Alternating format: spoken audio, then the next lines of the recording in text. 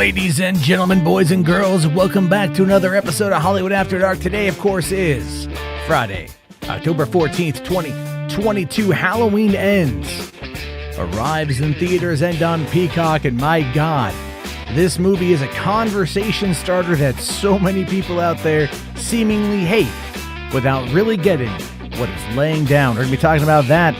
Don't worry, no spoilers.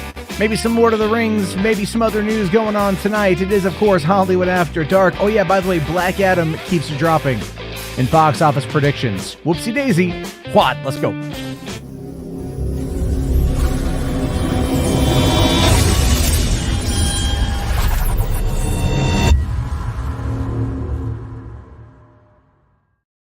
Hey, what's going on, everybody? How you guys doing? Welcome to the party. Welcome to the show. It is, of course, like I said, Friday night. It's the 14th. Why is it Friday, October 14th? Why couldn't it be Friday, October 13th, right? Friday the 13th on October in the month of Halloween. That would have been really freaking cool. Wouldn't that be great?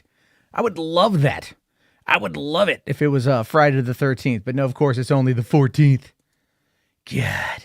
What can I say about that? But anyway, guys, it's been an interesting day, especially if you've been surfing around the internet following any of the discourse surrounding Halloween Ends, which I did watch last night. I stayed up till about 3 o'clock in the morning watching it last night. And man, that movie was a thing. I actually had to talk about it when it was over. I don't know if you guys saw this. I put up a video last night talking about how the franchise, the trilogy of these movies, is metaphorical horror done right. And yeah, it's speaking highly of Halloween Ends. It ain't the greatest movie I've ever seen, but my God, it ain't the worst either. And it has a message to say. There are some spoilers in that video, so don't watch it unless you've gone and watched the other movies. But oh my God. All right, let's see here. What about Halloween Pie? I don't know what Halloween Pie is. I don't know what that is. Connor here says, I watched Halloween Ends in the theater last night and I really liked it, but I can kind of understand why some people didn't. Oh no, I totally get why people didn't like the movie. Like, I totally get it. The movie is not subtle in some parts about what it's trying to tell you, but it also worked. Like, I think because I watched like 1 and 2 and then Ends, you know, one each night leading up to it. I kind of treated it like a binge watch of a miniseries sort of thing. I could see the layers. It starts really in Halloween Kills and then it goes into Halloween Ends. Like Halloween Kills and Halloween Ends very much lay the metaphorical groundwork. And in the beginning of Halloween Kills, pay attention to Laurie's opening dialogue and you get an idea for kind of what happens. The movie sets up a lot of things. Like, it really does set up a lot of things. And it's going to be one that a lot of people either like or they don't like. And I am hopeful that down the road, when people kind of get the initial reaction out of the way, they can maybe go back and try to give it another watch to see if it actually can like scratch that itch, to be fair. That being said, people out there have compared it to The Last Jedi. It is not The Last Jedi. Oh, no. It is not The Last Jedi. Halloween Kills wasn't The Last Jedi. They had a plan. They set it up in Halloween Kills. They set it up in Halloween. They reinforced it in Halloween Kills. And they brought it home in Halloween Ends. Whereas the sequel trilogy did not have that. Did not have that whatsoever. Joseph here says, Halloween Ends officially has the lowest cinema score of the franchise. I don't disagree. I do not disagree at all. I was watching it last night. I had seen the discourse on Twitter all day. I was kind of tweeting a little bit during the movie and I was digging what it was saying. So what I had said on Twitter, if you guys didn't see, is what I had said about this. I said, violence begets violence. And sometimes closing the circle is closing the circle is the only way to get catharsis through closure. And that's a big message, part of the message that Halloween, this trilogy, is trying to say. And I think what the problem with it is, though, is that, you know, here we've got the Halloween franchise nearly 50 years old, legitimately in its 6th decade. We've had a litany of films ever since 1978. How many are there now? 12, right? 15. I forget how many there are. There's so many Halloween movies, and they're varying degrees of good or bad. Most everyone goes back to the original. They love the original. They look at, Halloween 2 and they go, it's a sequel. It's a sequel, right? Then you get Season of the Witch, which has nothing to do with Michael Myers, and people are pissed about that one. Then you get the fourth one and the fifth one dealing with a little bit of the cult stuff, right? I think the sixth even has that as well. It's been forever since I've seen them, so I kind of forgot. You get into Halloween H2O 20 years later. That's kind of a soft reboot of the sequels. Then you get Halloween Resurrection, which is just like, okay, that movie exists. Then they cut it off and they come back a number of years later with Rob Zombie's Halloween, which is largely an origin story mixed with a very rapid fire retelling of the original. Then you get the Rob Zombie's Halloween 2, which is super divisive. And a lot of people didn't care for it. So then they come back with David Gordon Green, Danny McBride, John Carpenter as a producer, who also did the soundtrack. I think we can agree that the soundtrack was lit. My God, the soundtrack was good for these movies. And then they go into this very metaphorical concept of what Halloween is, of what evil is, of what Michael Myers is. Generational trauma. The concept of how we don't process stress and PTSD. We don't get therapy. We don't get help. We let it fester. And obviously the Nietzsche quote about staring into the abyss. Metaphorically, this trilogy has a lot to say. And a lot of people are going to probably do some pretty hardcore in-depth video essays on it. And you're probably going to get other ones that do hardcore, video essays where they just bash the entire movie. And believe me, some stuff there is very, very bashable. Some stuff there, some of the ideas work, some of the ideas don't. I wonder if there's going to be an extended cut that maybe fills in some of the gaps. I don't know. I didn't see the Halloween Kills extended cut, so I have no idea how good that one is. But again, look at here. Tails here says part 6 had some great kills. He kills 20 people in part 6. I think therein lies the problem. Is that when people watch a Michael Myers movie, they want to see Michael Myers brutally slaughter a lot of people. That's kind of the whole point, isn't it? You watch a slasher movie for the gore. You watch a slasher movie for the kills. When you watch something that starts to go into the metaphorical and ask a lot of very hard-hitting questions about who we are and why we do what we do and how we're influenced and how fear can not only hold us prisoner, but it can lock us away in a cage and it can guide us and influence everything that we do. When you look at that perception, that whole idea, it becomes, I don't want to say lost on people, but it does kind of go over their head because they're not there looking for that particular tale. They're looking for something like, let's say, Halloween Kills, where he brutally just brutalizes so many people.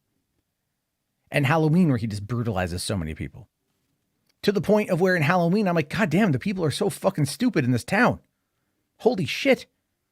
But it got a little bit better in Halloween Kills. And then in this one, it's just kind of like people got bitter and angry and cynical. And that's how I viewed it. He did not kill that many in the first film. Dude, he killed a lot in that first film.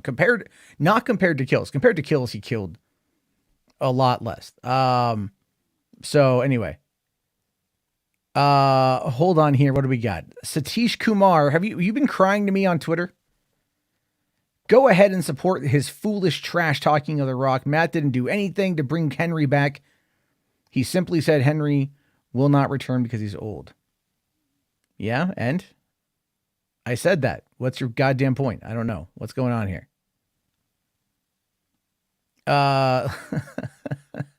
Anyway, there's that. Hold on. Wait, Batman Superman here says you love anything. I didn't say I love the movie. I don't even know if I liked the movie. I don't even know if I really liked Halloween Ends. I appreciate what they were trying to say. I appreciate the messaging of the trilogy. But it's not one that I want to go back to and watch again, not anytime soon. I want to sit with it for a while. I want to think about it for a while, but I don't know if I like the movie. I was entertained. I was thinking during the movie, but I don't know if I like it. And that's kind of the whole point there. Tony here says, I feel some people just want horror to be simple so they don't have to think when it has an actual story. Yeah, I think that's right. I think that's right. I agree. Stories in horror movies, man. It's like, it's a lot of it is about traumas. Most horror movies kind of, most of your horror killers, right? Your slashers are kind of bred in trauma, right? Things like that. Rational here says, how do you feel saying the Rocket was the old regime's fault for no Henry Superman? Yeah, but here's my question. And I've got the clip here too. What do you think? Like, who's the old regime that he's talking about? Is it Time Warner? Is it AT&T? Is it Time Warner or is it AT&T? Because 6 years ago it would have been Time Warner. 4 years ago it would have been AT&T. There's a lot there with that whole thing. We'll talk about that when we get to that particular part. There's not a lot going on today. So there's that. Now hold on here. I do want to talk about the whole Martin Scorsese thing. Ashley, thank you for bringing that up. Because it is an interesting conversation overall. But I think when it comes to what exactly Martin Scorsese is trying to say, and I agree with him, and me talking about The Rock, I'm just trolling for the most part. But you have to understand, like, how could I, for one, just to go back to your other point, how could I do anything to bring Henry back? I've paid for the Snyder Cut. I paid for the other movies. I paid for, a subscription to HBO Max. I've paid my part. I bought tickets for Black Adam. Like, what I don't get is, what fucking more do you want from me? I'm critical of The Rock because I'm critical of the businessman. I'm critical of the businessman that will chuck a franchise to the side because he's not getting what he wants. Like I will be critical of the concept that people tell me he's the biggest movie star in the world when even a Hollywood Reporter had said that if this movie opens like with, I think 60 to 75 million, it's his highest grossing opening weekend of any movie where he solo starred. That wasn't Fast and Furious or Jumanji where he's part of an ensemble. That should tell you something. The guy might do well with franchises, but that does not make him a movie star. That makes him an entertainer, and he's very good. He's very smart.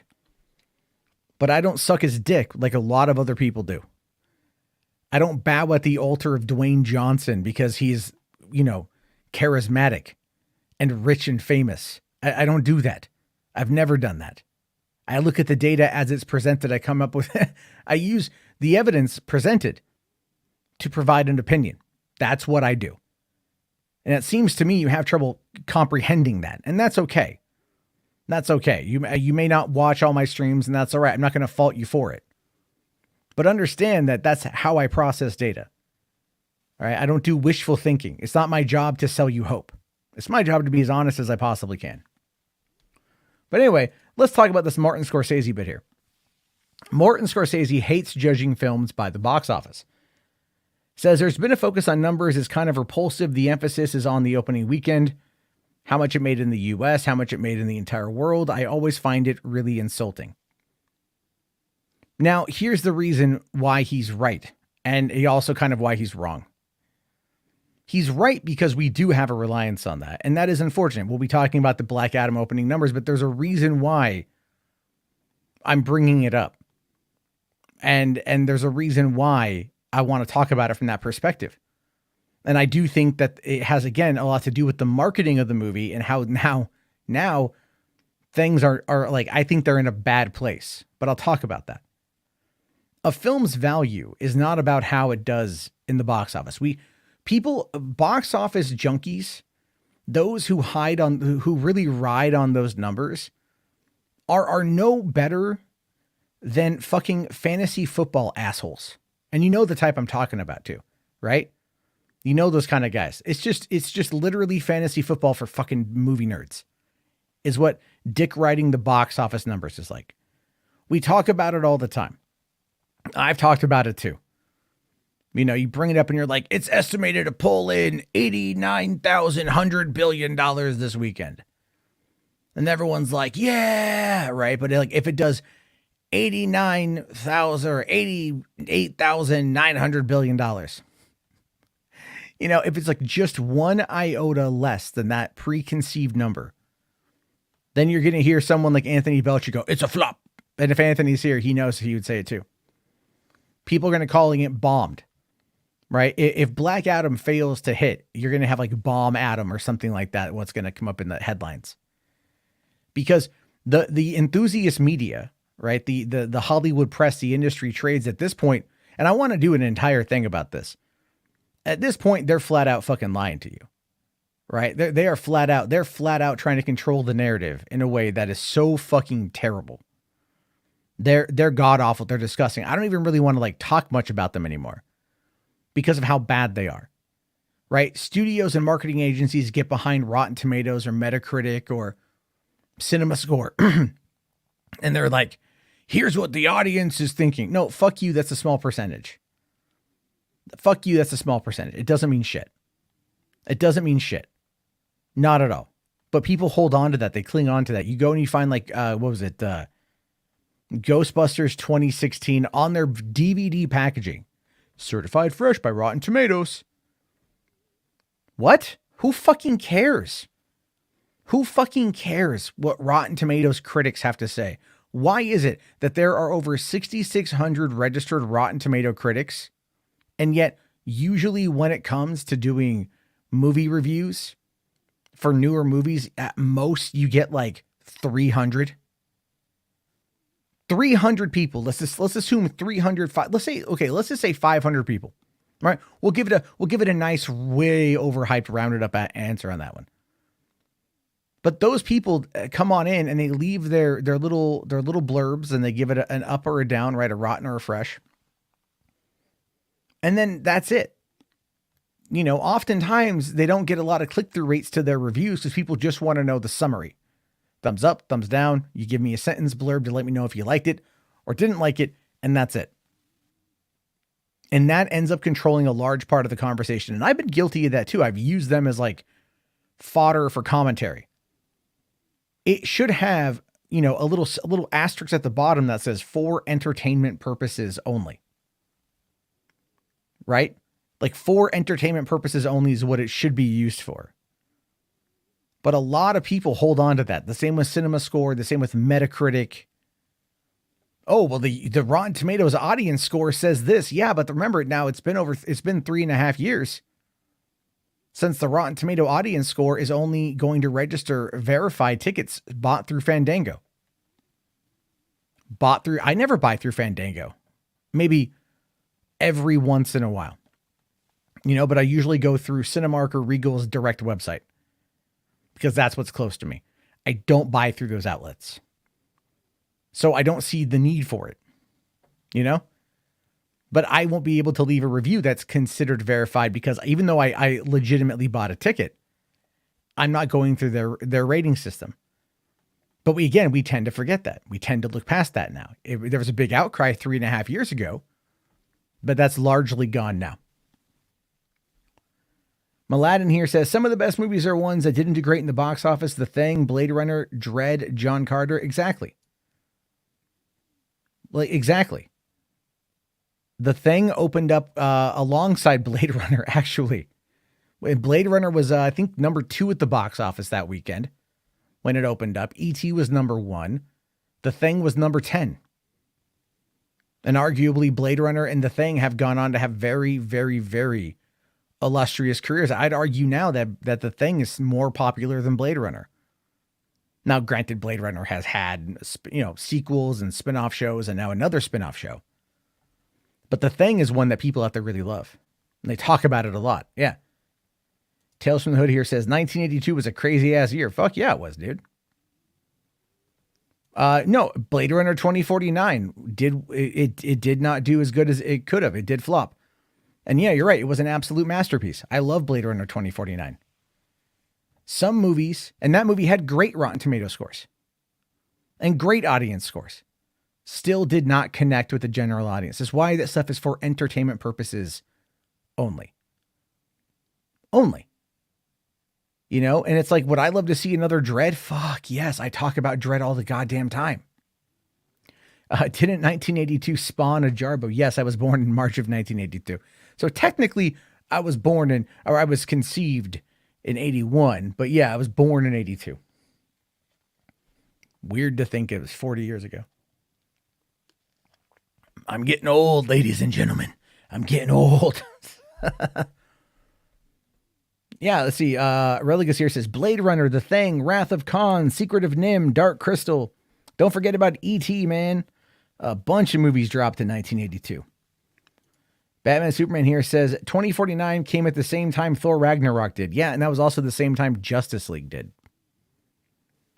I think that Blade Runner 2049 is definitely a good winter movie, given its length. But going up against the Marvel movie, it's crazy. Tell us about your childhood in Seattle. I don't know. I wasn't born in Seattle. I was born in Portland. I lived in Portland. So, let's see. Watcher here says Scorsese is wrong and right at the same time. His bias is showing he doesn't like focus on box office because people don't pay attention to his films, but is also right because Americans are focused on big box. Well, people will pay to see his movies, but his movies are largely for a very specific audience. People paid to go see The Departed. People paid to go see Shutter Island. Goodfellas, Casino, Taxi Driver get talked about pretty often. There's a lot of movies that he's done. The worst movie that he has done, in my opinion, is Hugo. That was a movie when I walked out of seeing that the opening day in theaters. It was like Thanksgiving 2011, I think. I fucking looked at my girlfriend and I'm like, I want my money back. That movie was so bad. That movie was so goddamn bad. It was shot well. It was directed well. The stuff about the old school Hollywood was really cool. That was really cool. Story was terrible. I fucking hated Hugo. Bad movie, man. Bad movie. Zachary here says, never saw The Irishman. How was it? Neither did I. It just came out at a time when I couldn't, doing a 4-hour movies is difficult to do. Spherical Manor says the worst movie he did was that fish movie with Will Smith. What, Shark Tale? Which one did Scorsese do with Will Fish? With Will Smith? I don't know idea. Religus here is saying a film flopping does not mean it's bad. Very important not to judge a film by its box office, but so many people do. It's, you look at it and go, oh, it did this, and that's how we judge it, rather than did you see it?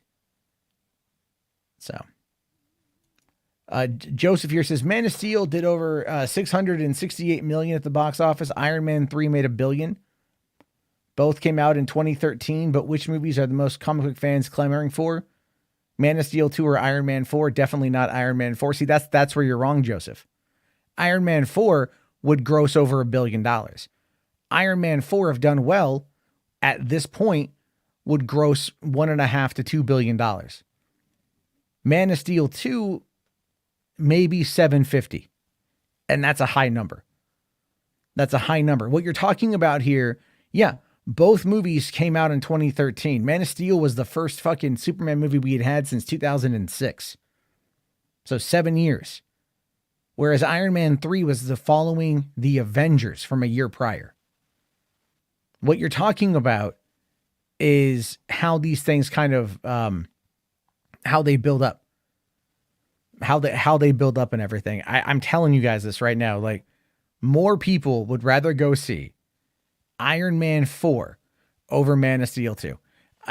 That's not to say that I would not love to see Man of Steel 2. 100% would.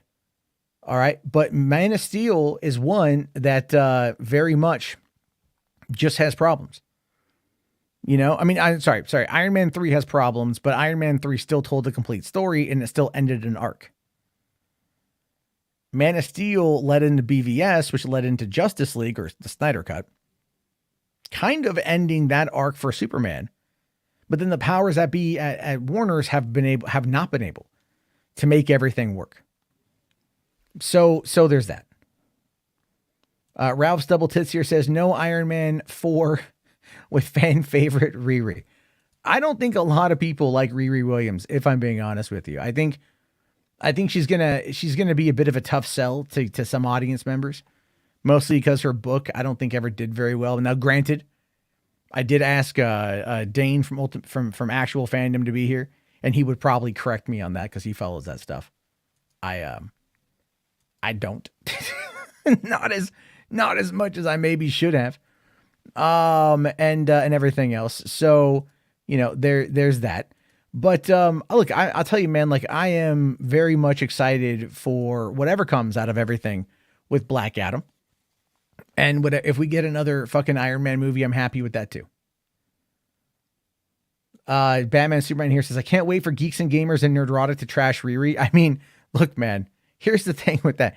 If those guys trash Riri Williams, they know what they're doing at that point. Like if they just go like, I mean, if they overdo it with her, it's going to be so bad. It's going to be nonstop accusations of racism and sexism and misogyny. And in many instances, I don't think you'll be able to deny those accusations because those guys, if that's what they focus on, if they focus on Shuri or Riri, it's going to be interesting. Very interesting. All right. Okay. I agree with Tails. She deserves a chance. Yes, I completely agree. Completely agree. Garrick here says, Warner Brothers just doesn't know how to handle their superhero properties when it comes to movies, unless it's Burton or Chris Nolan. I mean, they didn't even really know how to handle Tim Burton. I mean, going from Batman 89 to Batman Returns, like a dark gothic Christmas movie, was just like tonally insane. Then to follow it up with Batman Forever, almost like an entire like opposite feel vibe to Batman Returns. Then never mind Batman and Robin, like just how like Schumacher, like the pendulum went back to the complete other side. So to me, that's pretty goddamn fucking funny. How that whole shit like played out. But I don't know. Let's see. Agent NDX here says Warner Brothers has been mismanaged since the 2000s with the AOL merger. I mean, yeah, when it went to Time Warner, they definitely had some problems there. But I mean, like as far as Warner Brothers Studios goes, like they used to do a lot better. But just recently they've been, I don't know what the fuck's been happening with them, to be honest with you. I have no idea what's been going on. It's just been crazy. It's been crazy as all hell. Spherical Man here says, and Schumacher went off the rails, still entertaining movies, but yeesh. I mean, look, I unironically love Batman Forever. I do. I think it's a great film.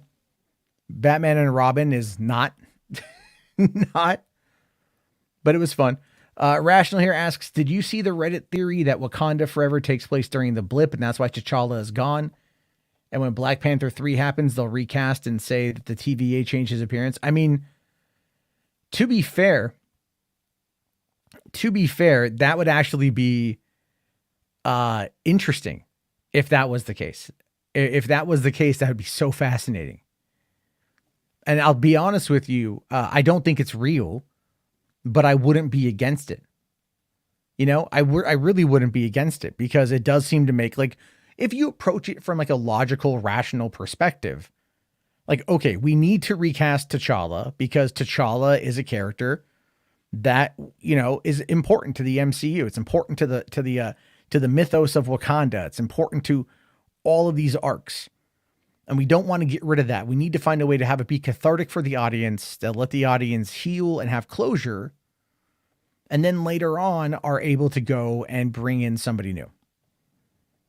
Having it set during the blip would make sense because T'Challa is gone and they would hold a funeral for T'Challa. And remember, Shuri was gone too, right? Shuri was gone too at the time.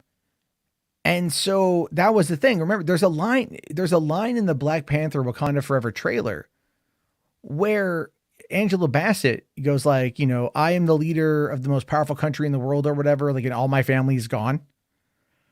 And in that line, she's like, you're like, yeah, like, but wait, what about Shuri? Where's Shuri? And all this, like, you got a daughter, lady. You can't forget about your daughter. And then Ashley kind of begs the question, are we going to see anything during the blip? Is that what's going to happen? I don't know. Man, we're only a couple weeks away. But definitely I'm excited for Wakanda Forever. I think the first trailer was really good. The second trailer didn't wow me as much. But this movie's 2 hours and 41 minutes long. Man, I will be sitting there. I got my tickets already. I am ready to go. I'm going to walk in. I'm going to sit down. I'm going to enjoy the fuck out of it and go from there.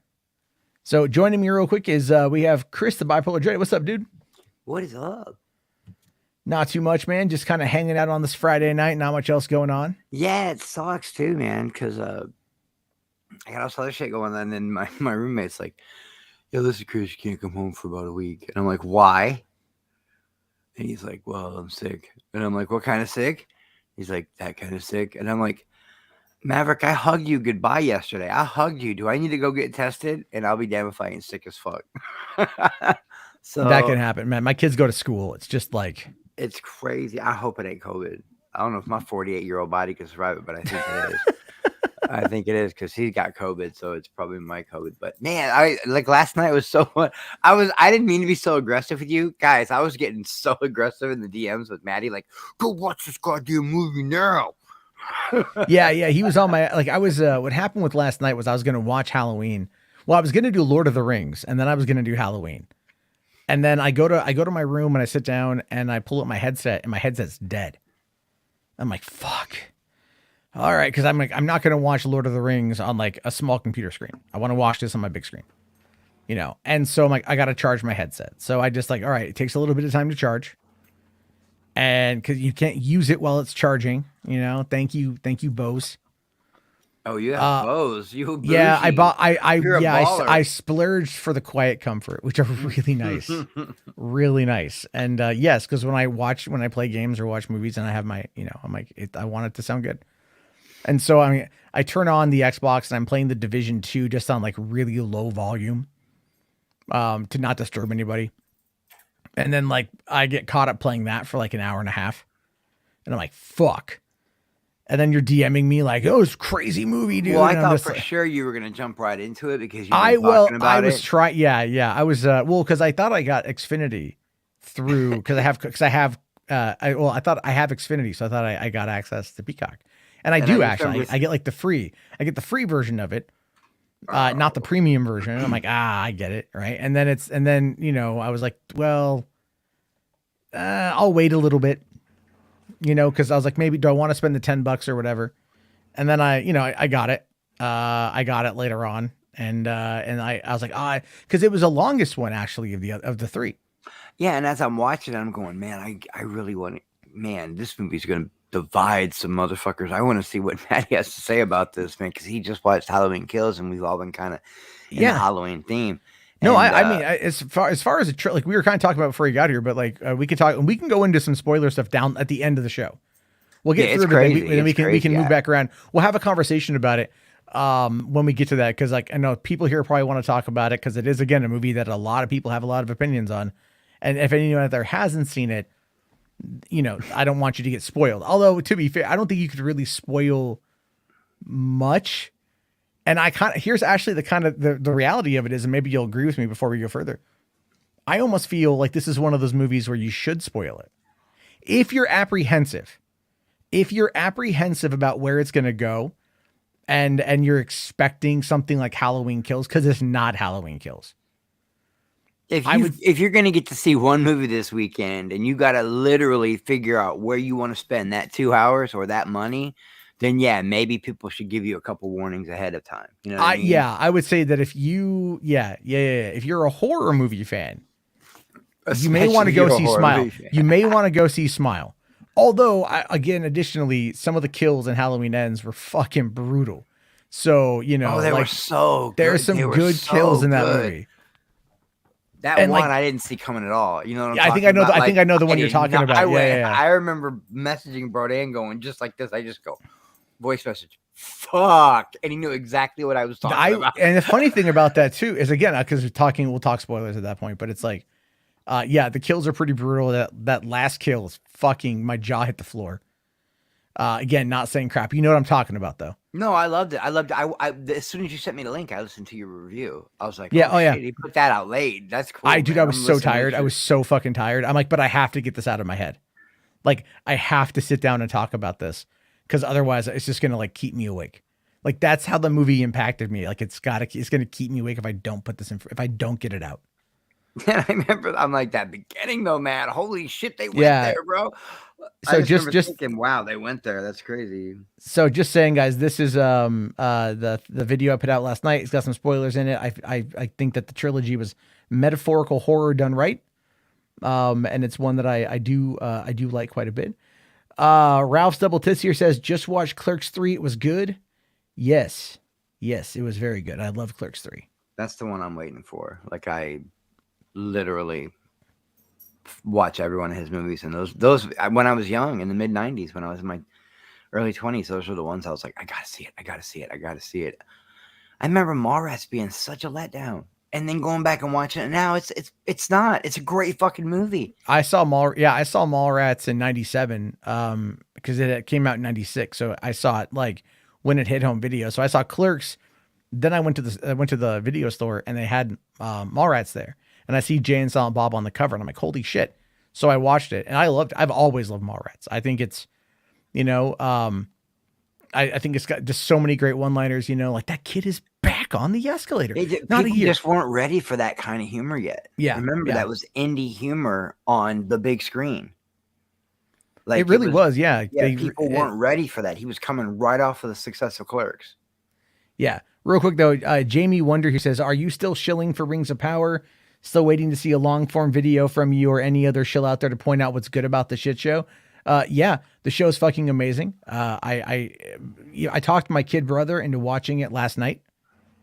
He actually just DM'd me about 2 hours ago. He's like, okay, finish the first season. He binge watched it in a day. Today too. I don't think just because you like something, it makes you a shill.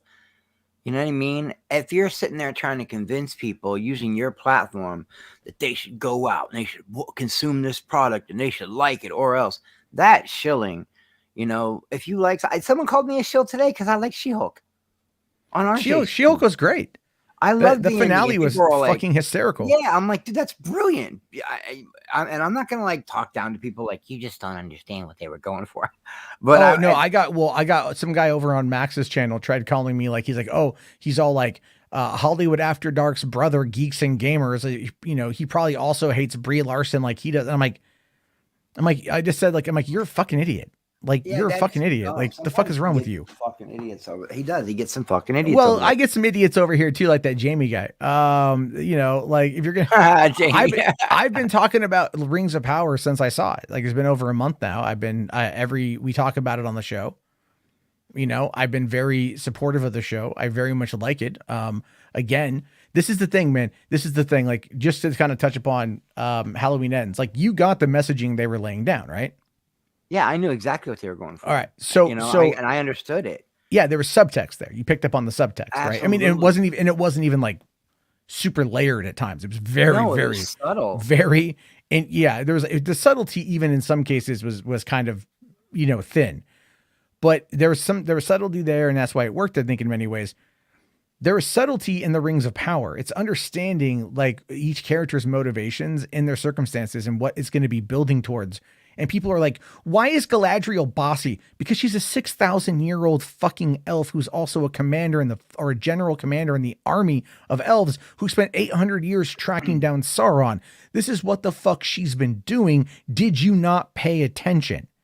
Like, I just want to like tap him on the forehead, right? And like, just go like, think McFly, think. Like, I want to bully them. I really feel that way sometimes. I always get them confused because, I know the drow. Everyone knows what the drow are. You cannot mistake a drow. But I always mistake the high elves for the wood elves. Now, she's a high elf, right? I think all the elves. Face is a wood I think elf. I think there's just one breed of elf.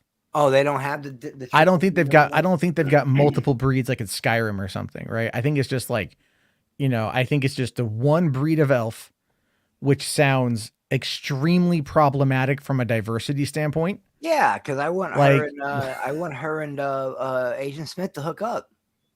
I always wanted that, but they made it look like she was more into Gandalf. But No, she's the one. She's got a husband. She's got a husband. Well, that's no fun. That's just besides, that's just in the elf world. That's just a formality. Well, I mean, like if you're immortal, you know what I mean? Like it's unless he's immortal too. You know what I mean? Yeah. Well, no. Like they're immortal. You know, like her and her husband were immortal, and you're like, man, just imagine those early conversations. I just imagine growing old with you, and I'm all like, 6,000 years later, shit, bro, leave me alone. Can you imagine at 6,000 years? We're getting so sidetracked again, but a 6,000-year-old elf. Can you imagine? Guys like you and me would have been tapping out at 600. Like, all right, I'm out. I'm done. I've had a good life. I gotta go, bro. 600 years is a long fucking time. Yeah, sure. 600. That's the high bar, right? Yeah, like 6,000 years. Oh my god! Because what is 1,000 years? That's a millennium. A millennium, right? That's 6 millenniums. Holy shit! Yeah. That's like sitting through the extended cut of Titanic. No shit. Was it like 9 million times? Like, yeah, it's just a lot of times. No, I think like they bond.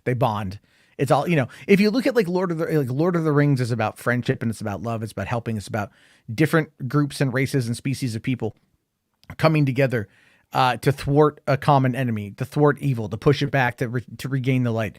And that's a lot of what happens in this show. I had absolutely no problem with the show. I haven't watched it yet, but I'm gonna watch it. And it's good. Care. No, it's like the first episode's a bit on the slow side because that's more of your backstory. That's like your history lesson. And it's a little bit on the slow side. Episode 2 picks up a little bit. Episode 3 to the end, I think it's fine. There's a lot of great things in there. I think, like, again, watching this episode, there's a couple. Yeah, sure. There's some editing problems, but it's also a TV show. You know, like TV shows have issues. Like, go back and I've said this before. I go back and watch the first season of Breaking Bad. Tonally, it is like night and day compared to where like the show ends up. But the show over the time finds its voice, you know, and when it finds its voice and it starts firing on all cylinders, then you're into some good shit. What people want out of Lord of the Rings for some reason is they want this, like, I think what they want is they want the Peter Jackson movies just distilled to a television show. That's exactly what. And yet when HBO went to the Tolkien estate and said that's exactly what they want to do, which is what they did. And the Tolkien was like, but we already got the fucking movies, you know, and they don't want to rehash those. Not yet, at least. Jamie, you really, okay, he's definitely trolling, I think. I'm put my glasses on just so I can, I'm a huge fan of Lord of the Rings, but what Amazon has done is a crime against all fans. Well, saying you're buddies with those guys over there, have you not seen the wars this guy has had with those guys over there? I don't get it, man. And you know, I don't like to shit on nobody for what they like or don't like. Hold on. Here's the thing. Oh, I'd love to address these comments, by the way. Sorry. Exactly. Them are the ones I'm talking about. I love to address these comments.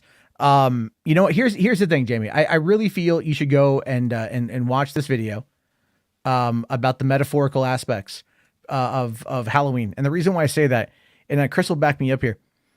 One of the things you have to know about me is that I'm a writer. I have written many scripts. I've directed a couple movies, or at least, one movie, a bunch of short films, documentaries, web series, etc. Lived and worked in LA for a while. I've done script doctoring work. I've done grip work. I've done, you know, audio work. I've done big projects, small projects. I was a viral marketing consultant for Devil's Pass, which is a shitty ass movie that came out in 2013, you know, and I've talked about that here. When I go into a story, I will look at at how it's formatted, how it's written, how it's presented. I will look at the cinematography. I will look at the editing. I will look at the score. But most importantly, I look to see how the story itself is unfolding. And when you watch movies, and you've watched as many as I have, in the conditions that I've seen them, and you've watched TV shows, and you know how these things come together, you can start to dissect what it is that the writers are going for. You can start to see the path that they're laying out. You can start to see all of these things because guess what? And I'm just going to be a bit smug on this one. Motherfucker, I've got the experience. Yeah, experience. And sometimes you just know it's not hard to figure these things out. It's not rocket science, dude. They're storytellers. Storytelling is easy. You know, it really is. Storytelling is easy. There's like, look, you have to have, like, one of the things people complained about with the Hobbit trilogy was introducing, you know, Evangeline Lilly's elf and having her kind of fall in love with a dwarf. And people are like, the fuck signed the fucking book.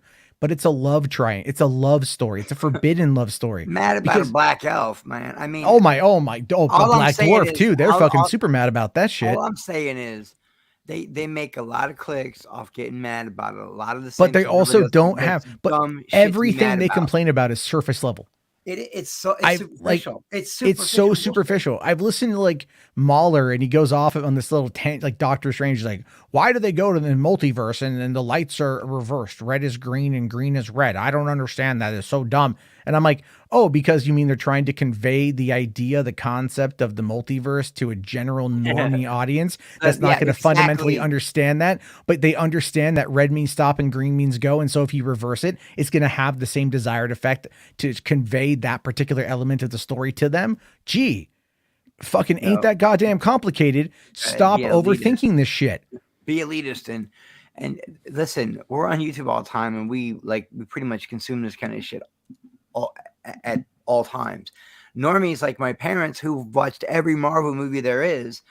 Oh, sorry. No, the fuck he wouldn't. Yeah. No, the fuck he wouldn't, dude.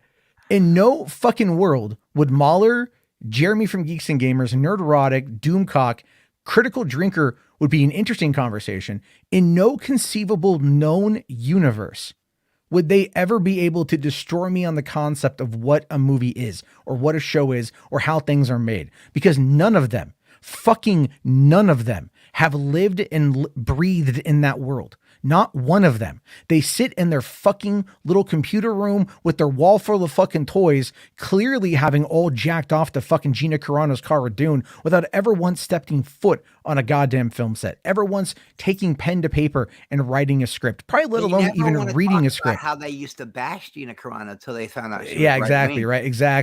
We all remember. All I'm saying is she was a Mary Sue. There's literally that shit first came out. They called her a Mary Sue. Yeah, they did. Like, that bitch is not a Mary Sue. She paved the way for people like Ronda Rousey and Amanda Nunes. This girl was in the cage for anybody. And I saw her in like whatever that movie was, Scatterbrain, whatever the fuck it was. It's okay movie where she plays a spy, but they had to make her go in and do that ADS stuff all over again. What that's called? That DAT stuff where you got to record over your voice again. Yeah, the ADR. Yeah.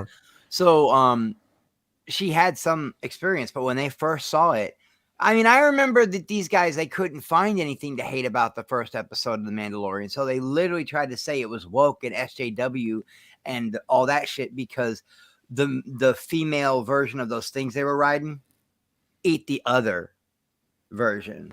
Yeah. Of those. I mean, like they reach, bro. They reach. Oh no, they always reach because they look for like the lowest common denominator. And that's what they go off of. And they were all bashing Gina Carano. Now they're Gina Carano's best friend. But here's what I don't understand. They love Gina so much, and they're boycotting Disney and blah blah blah. They can't seem to shut up about anything Disney does. Yeah, I know. Well, because Disney is the largest media conglomerate on the planet, so they get free clicks. Yeah. Now, Keji here says, if anything, Galadriel in Rings of Power is more of a Mary Sue than Gina Carano ever was. Explain to me how Galadriel was a Mary Sue.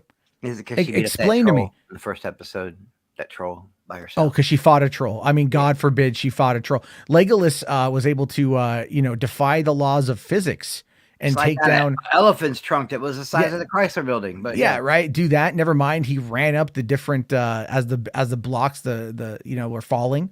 The bricks were falling. He was able to hop up the different bricks to get to the top of the thing.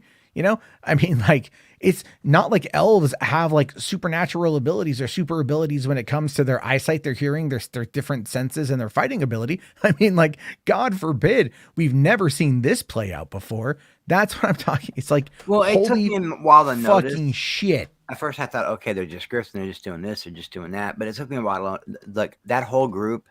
Hold on. Together, I know. Sorry. They never do anything positive, Matt. Nothing. Give me something. I don't have a problem with the show's writing. I don't have an issue with the show's writing. Some of the performances, sure. But if you have an issue with the writing, give me a specific instance. What exactly are you talking about? Right? Again, the writing on Rings of Power is shit. Explain to me where. Give me a precise example. The ending. What was that? What do you mean? What part of the ending? What part of the ending? What part didn't you get? Galadriel is meant to be unlikable, Batman Superman. She's very much on a single-minded quest. Damn the consequences. She's going to get what she wants because she got fucked over by her king. You know, Galadriel not telling them that Halbrand is Sauron. She probably doesn't want to admit it to herself necessarily. I think about that point, she basically goes like, I could tell them. Well, then they would know that that you helped me. Oh, so you've watched all of this. You've invested time into the series. You've watched Who, me? Or this? I didn't know I have. I fully admit that. Yeah, shit. I didn't I know fully admit that. I've already watched it. Yeah. I really liked it. Again, it's that whole notion of like characters hide things from other characters. Right. And it's just like character. And there's also the embarrassment factor there. What I love is that like if a character does something and like, why don't you immediately have a resolution? Because that's storytelling. It takes time. There's buildup, there's setup, there's payoffs. Television is formatted differently from movies. They're telling a 50-hour story over the span of 5 or 6 years. Yeah, you have to set up tension. You have to set things up. Yeah. And and that's what I love about TV, Yeah, H-Bart's here. As a book fan, it's not bad at all. Yeah, he likes it. He hits me up all the time. Anyway. Still coming in here. Oh my God. Now, okay, the Harfoots, why do they leave their own behind? I thought they cared for each other and they had to stick to each other. I mean, like, Harfoots, if they fall behind on the trail, they get left behind. Harfoots have never really said that they keep moving and they keep together, but they will leave people behind. What was it? Poppy, the Nori's friend, her parents died on the trail. Her parents were left behind. That's why she's with them. Because she has nobody else. The Harfoots are the hobbits. Yeah. Right. I stand for the Harfoots. I like the Harfoots quite a bit. There's like, they talk about all that. They're very cautious. They don't like to expand outward. They don't like to do anything else. Like they establish all that in the first, second episodes. I'm just saying, it's like, fuck me, guys. Like, this guy's really angry about the Rings of Power. Yeah, it's just to me it's really fucking funny. It's ridiculous nonsense, guys. It's like, look, if you don't understand that, go watch it again if you didn't get it. Like, I'm sorry. Like, I mean, but I do think that the very much like what Sauron in the show and in the books has done, he's poisoned people's minds. I think a lot of these guys have had their minds poisoned because they watch people like Nerdrotic and Geeks and Gamers who spent years before the show even came out priming the pump as best as they could. Yeah, I might watch it. Jamie, listen, I haven't watched it yet. I mean, I understand that I love getting worked up in all these kinds of conversations and these debates over actual storyline instead of politics behind it. That's my favorite part of movie talk. So I get it. I haven't watched it yet. Maybe I'll think it sucks. You know what I mean? But remember, when the microphone turns off and at the end of the day, it is just fiction, man. You know what I mean? It's okay to be passionate, but like he's coming at you like you wrote this shit. You know what I mean? Oh no, I'm fine with that. I love to argue all this stuff. Like I have no problem with that, but it's like, I think one of the key elements is that I pay attention. Like I really do. They never do anything positive, Matt. They never put out a positive video or a positive stream. Maybe Mario Kart once in a while. My defense to a show I didn't write is called Yeah, Probably. Oh my God. Fuck off, dude. Fuck off, man.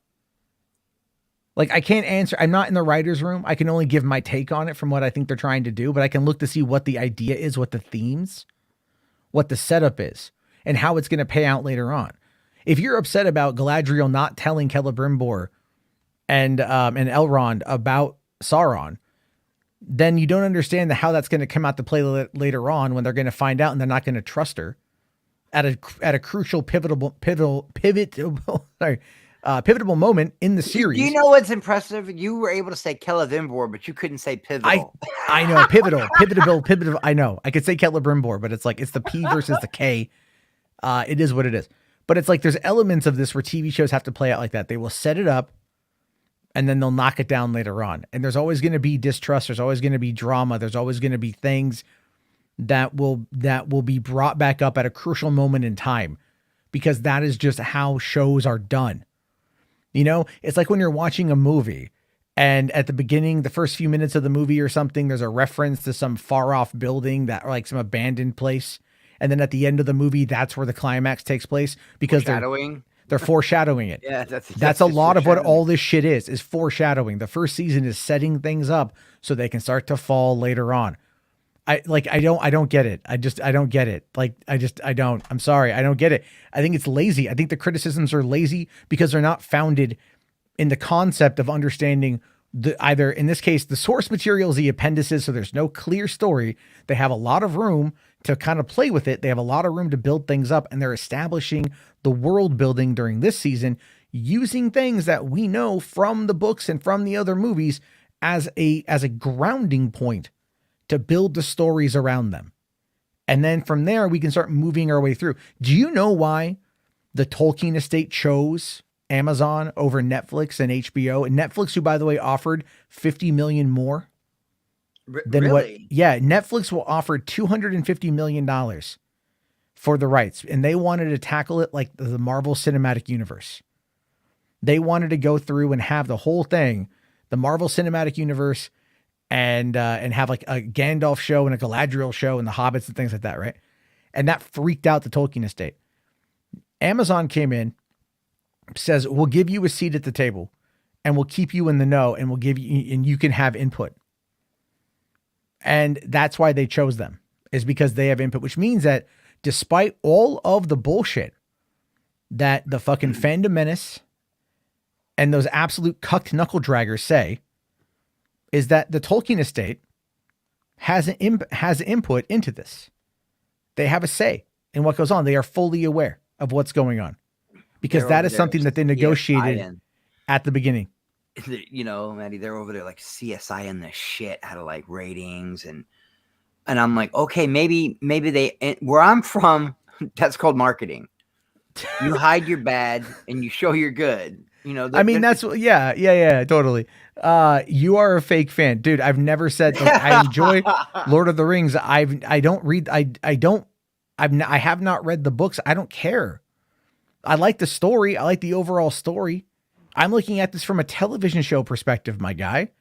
You're looking at this like you read the appendices and you created your own fan fiction. And then like the showmakers showed up to your house and fucked your mom raw.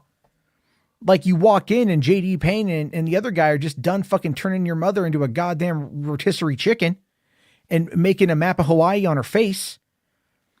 And you're just furious because like, you know, you weren't invited? I don't get it. I don't know. I don't know why you're so fucking upset. All right. Like, I think I'll tell you what it is, Jamie. It's hard growing up in Boise. So Matt had to go out there. There you go. Do the potato thing. I thought it was funny when someone tells us about it. And I stoop down to insults when I deal with fucking sycophantic, dipshitted morons who just come in here and run their fucking mouth like they know what the fuck they're talking about. All right. Just go and fucking, you know, go read your book, go read the appendices and then write your own fan fiction. Have fun. No one's stopping you. No one's stopping you. He sounds passionate about the lore. Yeah, he completely sounds passionate. 100% sounds passionate about the lore. Go do your own thing, bro. Go do your own thing. Go write your own. Yeah. Go write your own. Yeah. You know, many years ago, I actually wrote I had an idea many years ago to write my own fantasy series. And I wanted to create the world first and then base story. Well, actually, I had a base story and I wanted to create the world around it. And then like, if it ever got big enough, like Harry Potter or like Lord of the Rings style, whatever, I would then license out like the encyclopedia, right? The history. And then open up writers to be able to write their own stories and go like, these certain things can't be fucked with. But other than that, have at it. Basically a community channel before there was a YouTube. That's awesome. Kind of, man. Yeah. I owe The Hobbit everything. My entire nerd life, I owe it. I was at a friend. My dad and my mom had gotten into a fight. My dad went to his friend's house. His friend had Merlin on the wall, those big tapestries you could get of Merlin. And I said, "Oh, wow, you got Merlin." And this dude goes, No. That is not Merlin. That is Gandalf. And I was like, who's Gandalf? You got fucking owned, dude. Yeah. Oh, yeah. He checked me and I was just a little kid. He's like, you go to the library tomorrow and you get a book called The Hobbit. It will change your life. So I lived a block from the library. I went and got The Hobbit and it changed me and both my brothers' lives. From that, we went to Lord of the Rings. Maddie, we read the Silmarillion. You want to talk about a boring read? The Silmarillion is not easy to read, man. It's like the Elf Bible or some shit. And that led me to D&D, led me to Forgotten Realms, Dragonlance Chronicles, and just fantasy in general. All because of The Hobbit. I mean, there's probably no greater nerd gateway drug than fantasy. There are still trains to this day. I think it's great because in one of the forewords of the Lord of the Rings, when they remastered it back in the 90s, they redid all the hard covers and everything, and they remastered it. They digitally remastered it, guys. You know what I mean? They went in and rewrote it and stuff. Yeah, and new artwork and new covers and stuff. And there was a thing where they said you can still see streetcar, you can see L trains and subways and all these things with spray paint on this as Frodo lives. And I remember thinking, wow, they had that in Chicago on the lift train, on the L train. There was two cars. One said Frodo and the other said lives. And his sister, I had no idea who the hell Frodo was as a kid. It wasn't until later on.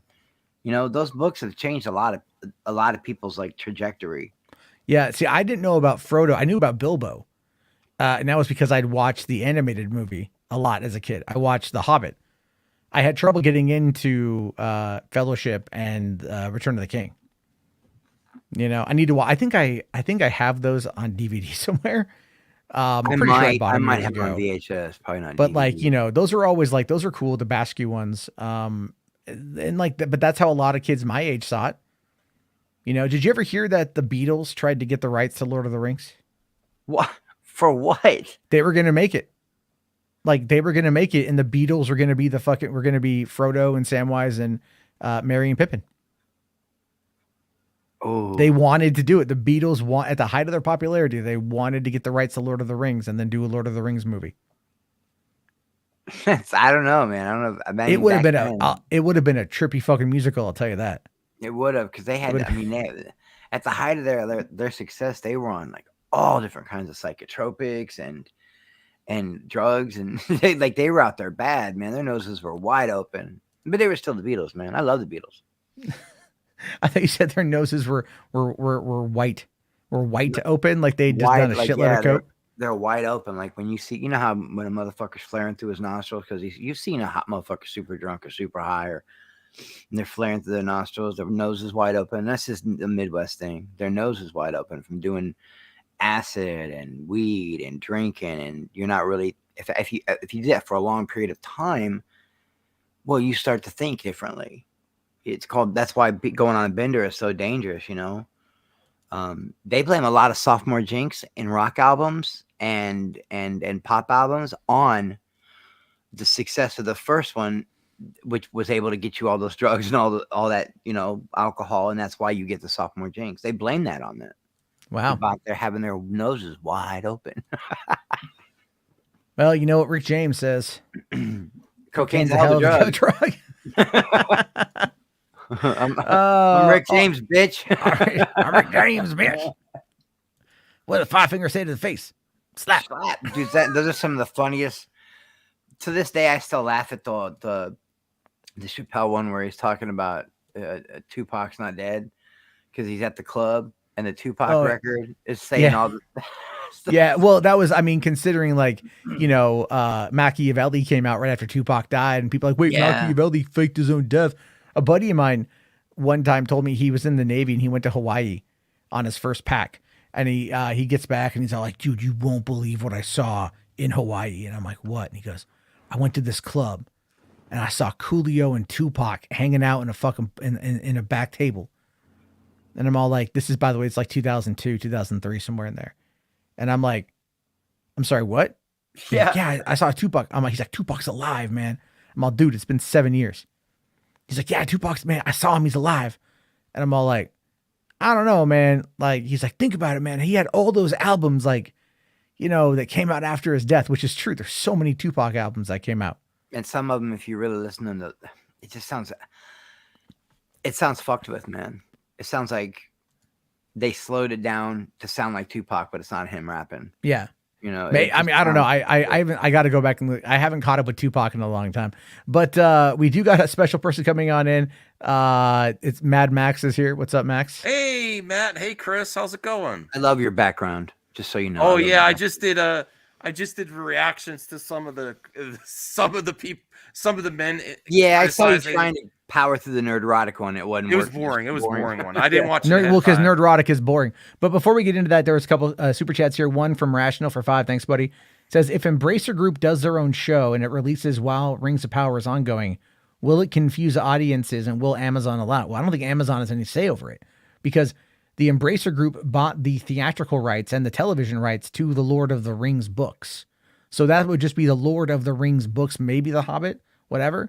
But like the published works, this is based on unpublished stories that they're basing from the appendices. So there's not much that Amazon, that the Embracer Group would be able to do.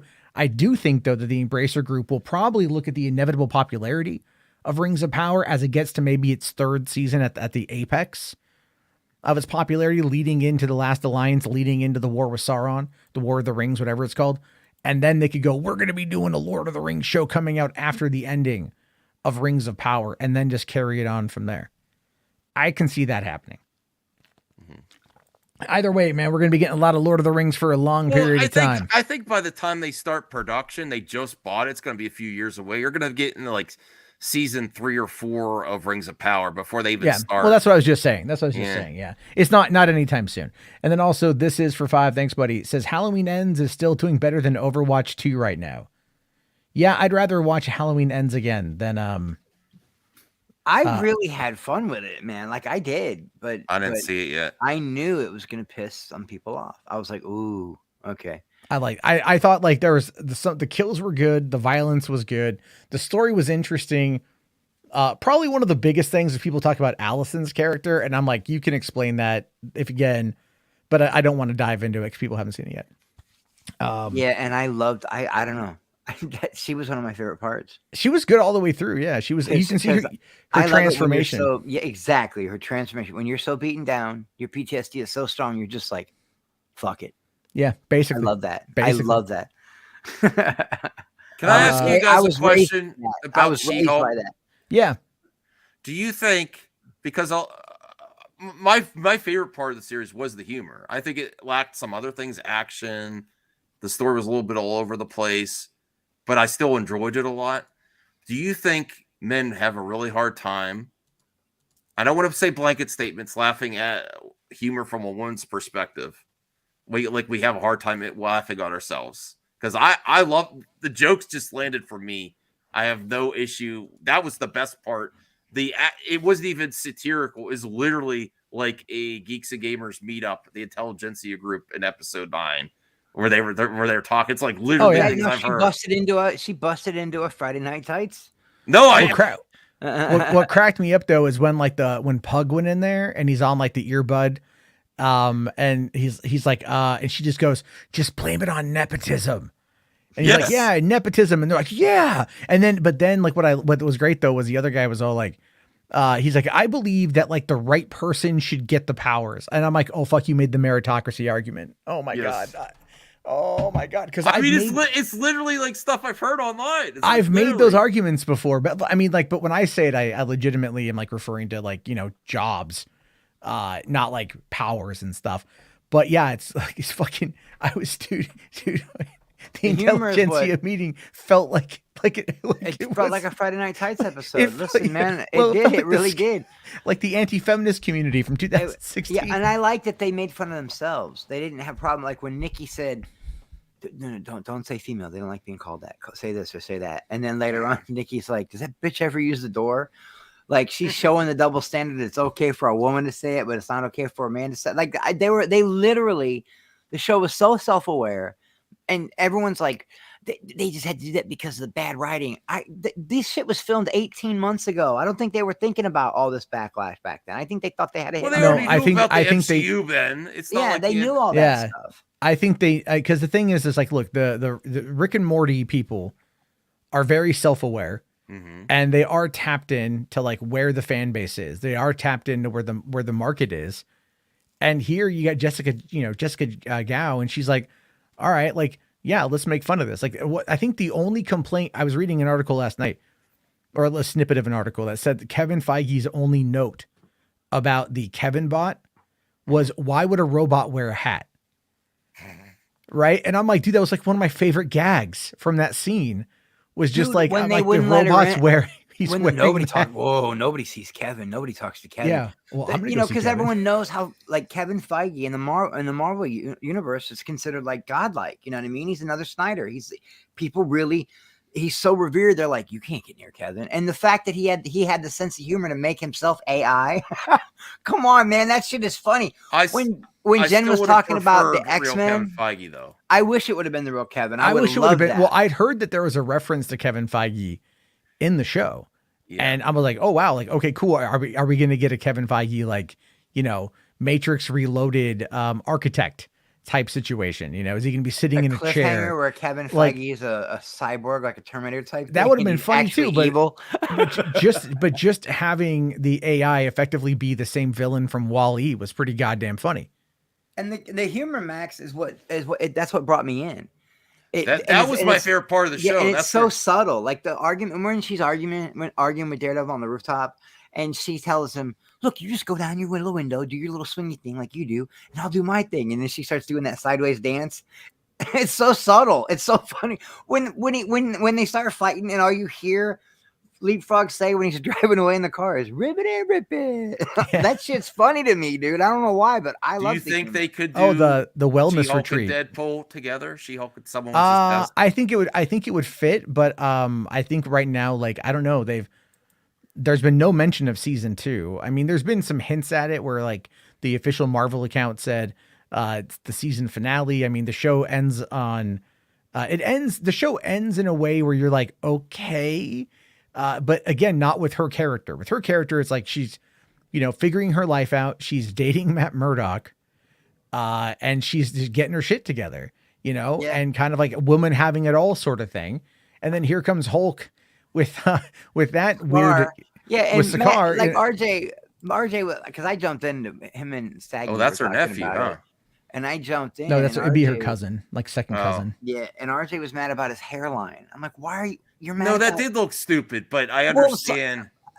To shave, you can see it was shaved. To shave it in front like that and wear a ponytail in the back is some sort of tribal. Yeah, I'm not sure what kind of tribal, but I know it is. But I think it's predominantly Asian. But I get what they were going for, and I understand the CGI didn't look good.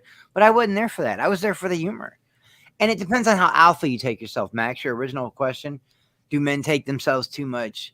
Are we unable to laugh at ourselves? They love to laugh at women and other types of I'm not getting to that, but they have a hard time actually laughing at men humor. I've always loved being the butt of the joke. It doesn't bother me whether it's a man or a woman. And the one thing shout out to Ashley, who I talk to all the time. One thing she told me is, Chris, if these jokes are saying about how anti-feminism and male this and male that and toxic masculinity, if you feel bad when you hear a joke like that, if you don't feel bad, then that means you're not one of those people. They're not even talking about you.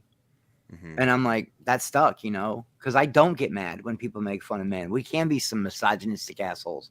I love the humor, and I think people just take themselves way too serious, and now they're starting to take these shows way too serious, and doing what we're doing right now is the most fun for me. Is actually just talking about the shows. Matt, can you share this? This was one of the best the comedy landed here. This thing on Twitter, if you want to show real quick. Oh yeah. We got Tatiana Maslany. She was great in Orphan Black. I didn't finish it, but the first few seasons were really good, and her comedic timing is really good. Look at that. When she sticks her tongue out, and then later on she says, "Because I don't want to smash unless it's Matt Murdock," and she looks. She's like, "I'm a Hulk. We smash." Yeah. Sometimes it's this, sometimes it's that, sometimes it's Matt Murdock. Look at her comedic timing. She's great. It was awesome. Like I loved it when they they go into the writer's room and the guy's like, well, television rules say this, and I got to watch it. I actually want to go back and rewatch the entire show again. When I got dashboarded, I really thought that I got dashboarded. Like when that was and it shows the Marvel on Disney Plus. I went to reach for my remote and I was like, no, wait a minute, hold on, is this a gag? And that made me laugh too when she crawled out of one square and jumped down to the other square, because I really thought my Disney quit. I thought I got dashboarded. That was hilarious. That's like Metal Gear Solid type of fourth wall breaking. But I watched John Campy, Robert Y. Burnett. He didn't like that. He's like, that's not really how you do fourth wall breaking. He disagreed with that take. Well, maybe they wanted to be different from, say, Deadpool. You know, they don't want to be Deadpool. Yeah, they don't want to be. Yeah, they don't want to be just like Deadpool. But I feel She-Hulk as a whole had a lot more good than bad.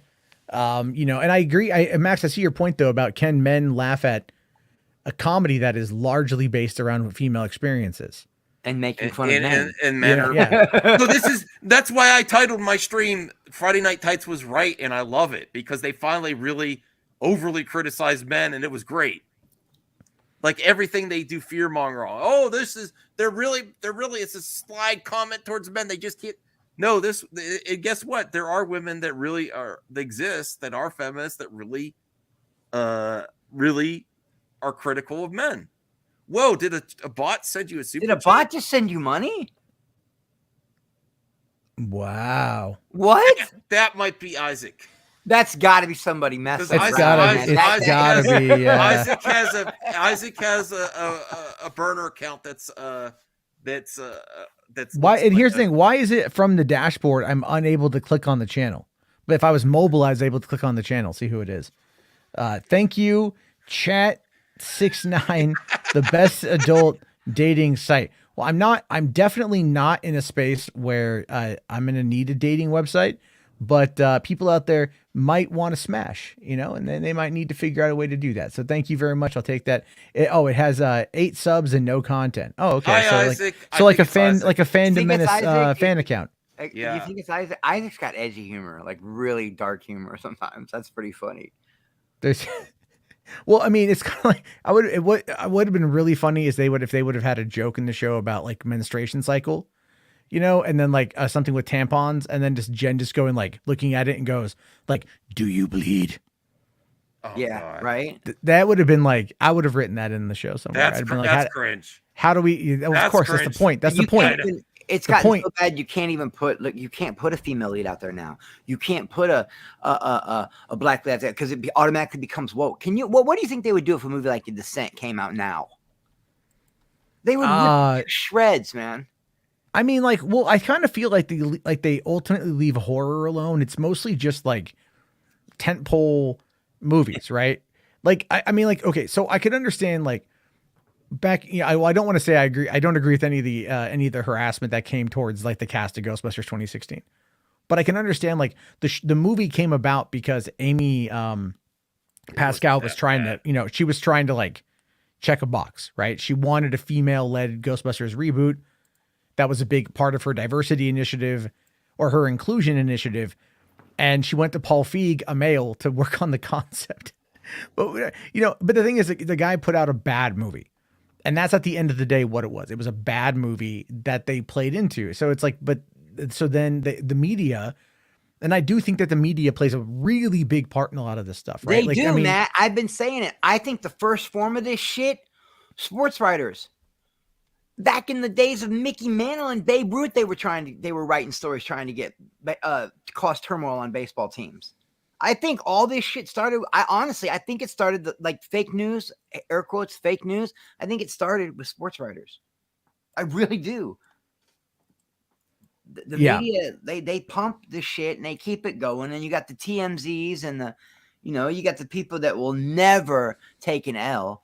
They swore up and down that Shang-Chi was going to be a massive flop. And when they doubled down when it was $90 million opening weekend in September. They tried to explain it away like, well, we didn't really say it was going to bomb. We just said boom. Yeah. And they did the same shit with Dr. Doom, and they did the same shit with Thor. Whatever, Ralph. My takes are fantastic. Fuck off.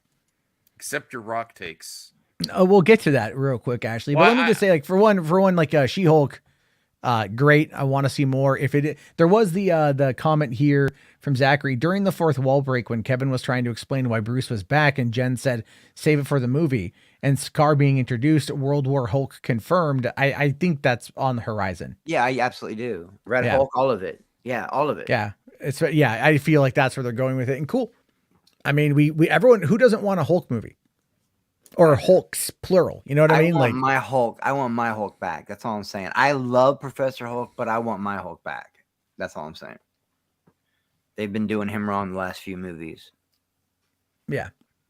Well, I hate to come and go, but I just wanted to say hi to you two, and then I have to wake up. Oh, what, you don't early. want to, you wait, you had me on your thumbnail and you don't want to stick around while we talk about, Oh, while we actually talk about things going on. All right. I'll stay a little bit. All right. I have to wake up early in the morning. I have to go do stuff for closing the cottage and take the boat off the water. Oh, yeah. I've got tomorrow. I've got to go to a nonprofit function, videography work. So that's gonna be. I'm so glad my job's a different job than what you like. Max sounds like he's like Swiss Family Robinson up in that bitch. What's my family stuff? Yeah. Still being a good son's not easy. Yeah. I get it. Okay, so Matt, are you drunk right now? I haven't had booze in years, so I don't drink. Not that I don't want to. It's just I'm never in a position these days to actually do it.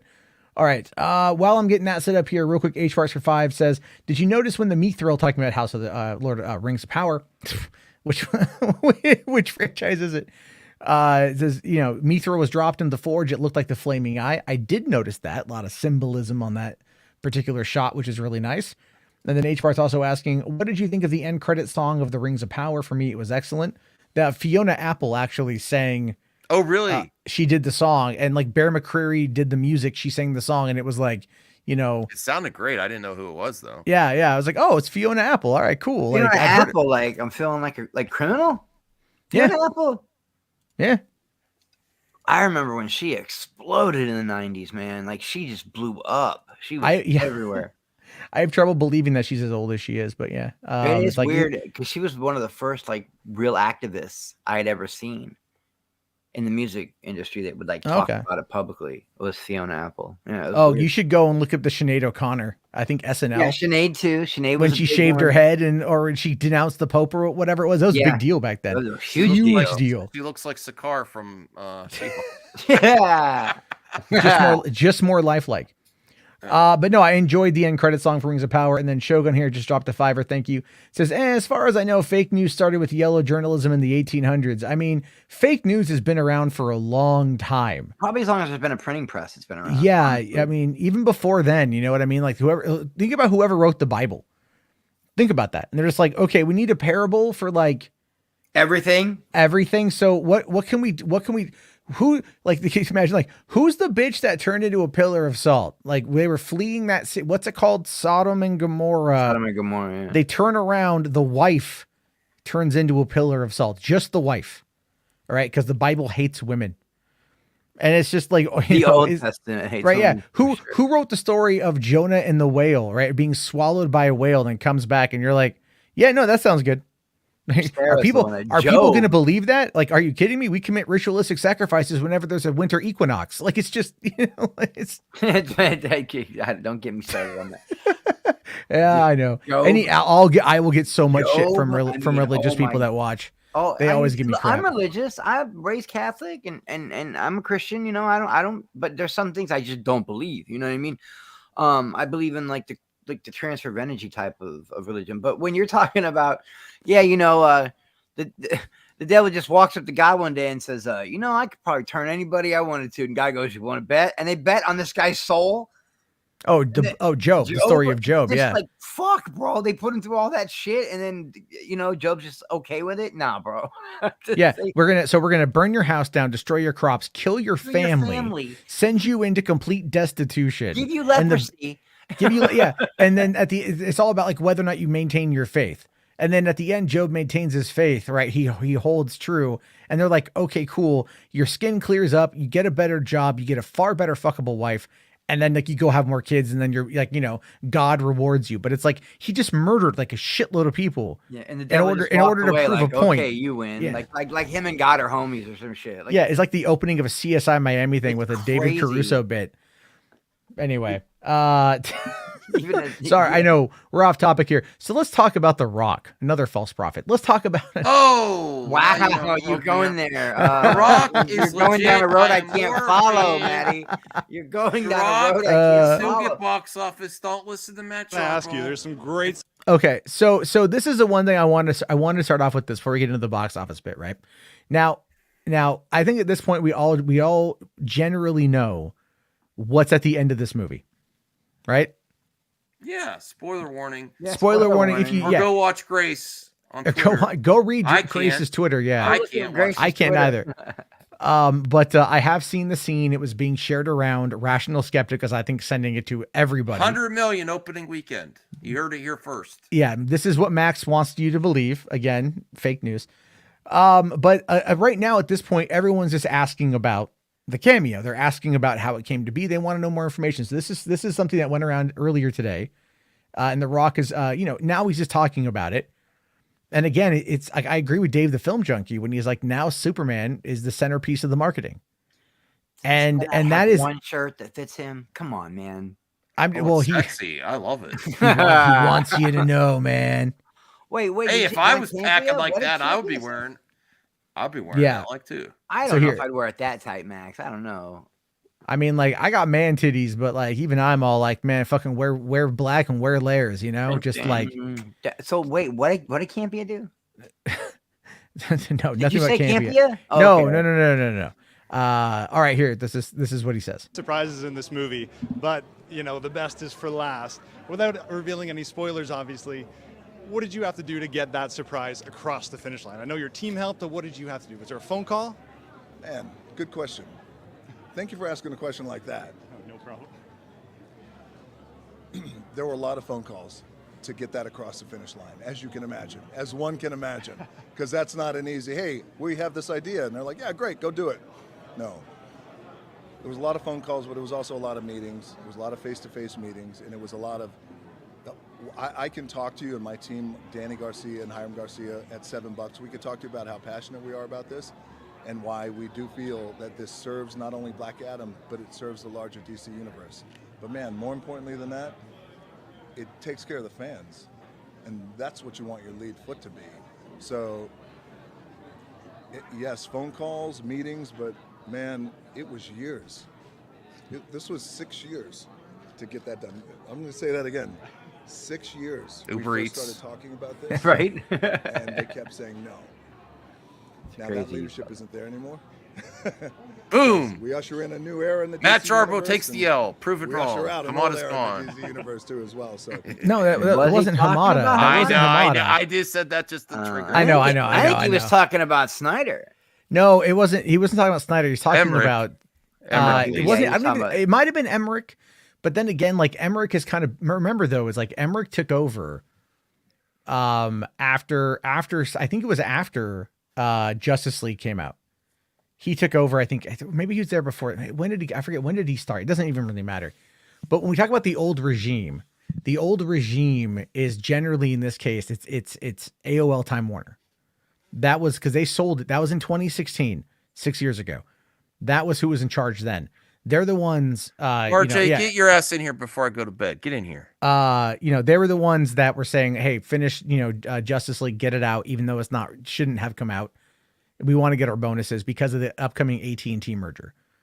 They were the ones probably like not wanting to push that just yet, because they didn't maybe want to like either lose money or they were afraid of whatever the fuck. I'm not too sure. I can't say. I don't know. If it took them 6 years to get this done, good for them. To be honest with you, like they got it done. We've seen it. It's over the finish line. Congrats, 100% congrats. It blows my mind that him and Danny can still work together that well. Like I don't know if it blows my mind. That him and Danny Garcia, that is, if I'm not mistaken, that is his ex-wife. Yeah, and mother of his kid too. So that like it blows my mind that they're still Yeah. but it does look like he got mad right after that guy asked that question at first. Well, I think because there's this movie's frustration. gonna be amazing for 'Cause he- DC. There's a vibe going. There is. vibe. I feel it. I feel it, No, Maddie. there's not. There's not a There's vibe. totally There's a not- vibe. with The there's Rock. not- There is now. There's not a There's vibe. No, there's not. There's not. The vibe was the other day. The vibe is now over. And Oh, I'll tell you no, why. no. I'll tell you why the vibe is now over. Can the I vibe tell you- is now. Okay. Yeah, go ahead. My opinion is that now that I know for sure he's in it, I've like let that go. Now I'm like super hyped for The Rock or for The Rock being Black Adam in the JSA. I'm more excited for that than Cavill now. Now that I know for sure, and that's like, oh, are they going to do it? Are they going to do it? Or is DC going to do its typical bullshit? I've let go of that baggage, and now I can just enjoy the movie. He has Honestly, that's- risen, that's- Maddie. You don't hear no. him? Let the spirit Thank you, descend. the He's caught the DCU Holy saved Ghost. by The Rock. I would smell not- what The Rock is cooking. I would not go to the Rock. and be Listen, you like, jabroni. But it looks like you said the best for last. I would never. I love I would saying never that say now that. because I wouldn't have said that to the Rock though, for real. I wouldn't have. I mean, he's like, "Thank you for asking a question." no, I love it. I wouldn't more. have said thank you. You saved the best for last, meaning the movie wasn't good till Superman got in it. But see, that's the problem. That's the The Rock has that's ego, and he's gonna. that's take the it that overall way. problem. Yeah, it's like crime Corgi says Black Adam 800 million with Cavill. It's 5 seconds. We've already seen it.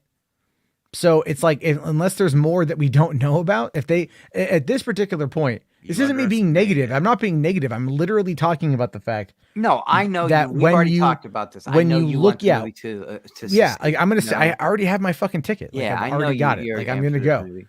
The thing is though, is like the hype was for that because we were wondering if that was going to be the real thing. The problem though is that they fucking like they had their world premiere 8 goddamn days before the movie came out. And they had people there that didn't take cell phones. They should have blocked cell phones. They should have done whatever. They wanted this to get out. And I wouldn't be surprised if it was an intentional leak. Oh, well, one of my favorite, honestly, like even with all the bullshit disagreements we've all had over the past few months, one of my favorite videos to come out lately was the one with RJ and Max, where they were talking about the industry's in on a lot of this. Oh, yeah, free And press I was watching that all going, year long. this is one conspiracy theory I actually believe, because some of these leaks, man. Not all of them, but a majority of Well, them. do you yeah. know, many years ago, there was, I forget where the report came from, but they were able to track, you can track torrents, right? Yeah, yeah. Like you can look to see where they're coming from. And they actually found, I believe that it was a bunch of torrents that were leading right back to Universal. It was IP addresses associated with Universal's lot. And it's like, so are you telling me that, like, I'm like, so at the time I'm like, are you trying to tell me that Universal is seeding their own movies and they're hosting them on torrents? I mean, like at this point it becomes a question of, are you doing this for market research? Because if you do this for market research, it makes sense. Because those aren't lost sales. Like those are not lost sales. Let's be fair. That's a very big misnomer when it comes to piracy. Those aren't lost sales. Like people, if they want to see it, they'll spend the money for it. And more often than not, people who pirate a lot actually end up spending a lot of money on stuff. I think maybe now it's a little bit different simply because of all the streaming services and how that's kind of changed the game. But ultimately, I mean, look at a lot of these PVOD movies that have been coming out have done quite well on home video. So people are still spending the money for the digital file, but they probably still want to see how to best market this stuff to people in order to see what they're downloading, to speak to them as an audience. Game of Thrones used to absolutely champion how many people pirated their content. Yeah, they were like the number one every week for God knows how long. Yeah. So it's very much like that. Now, like I said, though, it's kind of like, again, as I'm saying, I'm not being a DC hater, motherfucker. Jesus Christ. Like, I'm simply just saying, Jesus. Oh, Vince here says that's why you use VPNs. I hate to break it to you, Vince. VPNs will not protect you from copyright. Really? People think VPNs hide them, right? Because VPNs are generally marketed for like, oh, if you want to hide your location or if you want to access Netflix from another territory and watch something, they've started putting blockers in place for that. So because Netflix is cracking down on people sharing passwords. And if you are torrenting something or pirating something or hosting something through a VPN, and they find out, those companies, they'll contact, like the lawyers will contact the VPN service and they'll be like, here is like a court order to provide us with that person's information. And they'll be like, okay, VPNs will only claim to care about your privacy. They will still give that information up at the first moment because they want to make sure they don't get busted. How is this any different from Venom 2? It's a huge difference. We didn't have any footage of Venom 2. Everybody wanted Spider-Man. That's what they were going for. It was Venom. Venom 2 would have. Everyone was expecting Spider-Man and all that stuff. It's a big difference. Superman actually showed up. You have confirmation. And if Superman showed up, how many other Easter eggs are going to be in that actual movie? Nothing as big as Superman, though. No, nothing. But people will go see it to see those Easter eggs. They will. Yeah, no, VPNs, here's the thing. if the VPNs will only, if you're downloading, let's say, exploitative content, that features underage individuals, right? Like not good, illegal content, and you do it through a VPN, the VPN will not cover your ass. As soon as there's a court order, they will turn you the fuck over. They might prevent you from being detected in the moment, but if a court order comes in, they will not hesitate to sell your ass out because they don't want to be, but there's a thing called the Safe Harbor Act, right? Like they're not in control of what the user does, but they also have to make sure that they don't get you, that they're not going to be held liable for the kind of shit you do. That's the thing you guys keep in mind there. Anyway, yeah, I know, Max, you got it. Oh, RJ's here. What's up, RJ? No, I'm not mad. No, I didn't think so. I'm just letting you know, I'm not going to let you come in here and dogpile. Matt, I'm just saying. No, I'm fine with that. I'm fine with that shit. Actually, I'm not here to dogpile. I am here to claim my victory. I don't know. I don't know how you can claim victory that you paid for the information. I want you on camera, public apology. For what? I'm kidding. Like, tell me which Patreon you got that information from, and I'll give them some money. How about that? No, it was great. That clip was that interviews that said. Oh no! All right, okay. And that one, absolutely, yeah. Because the people are sharing it around without the context. Well, so, I found the context. You found the context, and I did delete my tweets. So I was like, okay, cool. I was wrong. Exactly, Joseph. We were talking about that last night. Another thing is, this is getting that Chinese money, and they love The Rock over there. They love him. It could do well. I could do well overseas. I am like, dude, the spectacle of the movie looks pretty good. Look, Friendly Neighborhood that won't Mets, happen. Friendly Neighborhood I'm going to Mets. collect my W next weekend. Friendly Neighborhood Mets and Ashley are the only two people I've seen say that this is going to make $1 billion. Yeah, people like to overplay it. $1 billion's a big number. Dude, if it did 100 million opening weekend, it's going to be on track to do $1 billion. I still think about around 70 to 80 opening weekend. I think it's going to be lower than that. I do. I think the Superman cameo leak. I think the leak of it. I think the fact that they allowed people to have phones in there, and that look, if it came out, and there was just the oh my God, he's in the movie, and you didn't know what it was. They could tell you all about it, but you couldn't physically see it. And then all of a sudden you go back and you're like, wait a minute here. There's now you can see it. So now it takes away the mystery. So you know it's there. So you're like, all right, do I need to see this movie? Is this now something I have to go see? It gets downgraded. It gets downgraded from the hype of potentially seeing it versus, okay, I've seen it. Right. Okay. Think of it like this. When Andrew Garfield kept denying that he was in Spider-Man and we kept seeing images, and then there was a whole bunch of fake information on that one, right? Like the image of him with the scaffolding and then talking. And then people put out a fake video saying this is how we deep faked it. Do you remember that? All that did is cause confusion.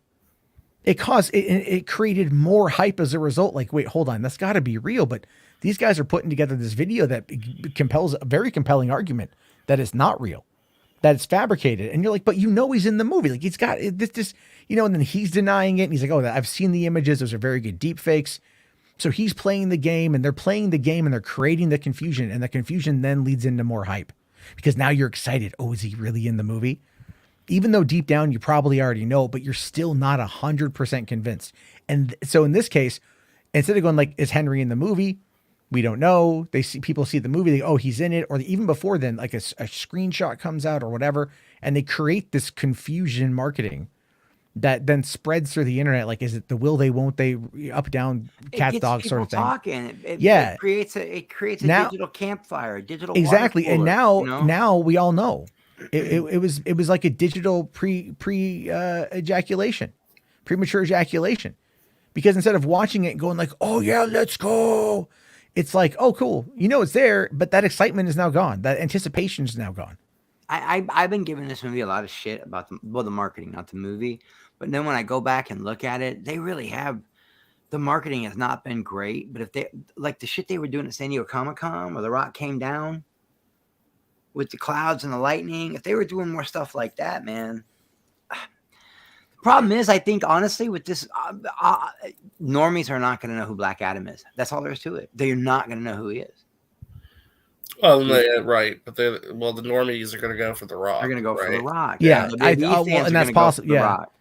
but they might also again looking at other Rock-led movies, San Andreas, Rampage, Skyscraper, and those that aren't franchised, and those have had lower openings and But they still made a profit. Well, except for one. One didn't. One didn't make a profit. That's what I said, though. This movie's I have to head out. It's 3 a.m., but I do want to say this before I leave. I'm happy to be a DC fan again, and I think The Rock and J-Lo saved the DCEU. Okay, I mean that's a fair argument. Ben to make Affleck there. is so But wait, happy. You weren't a fan of the DCEU? Where'd you go? Why'd you quit? No, I'm happy Why- to be why a are you a DCEU quitter? fan again. You know, You two are Again? horrible. Again? To be When did happy you and- stop? No. I need When to did you rephrase it. stop being a fan? I need to be rephrase it. I'm happy to be Max. positive about the future again. I never stopped being a fan. It's just I feel in some of the buzz that Marvel fans get. I'm a Marvel fan too. I'm getting that buzz now. Thank you, J-Lo.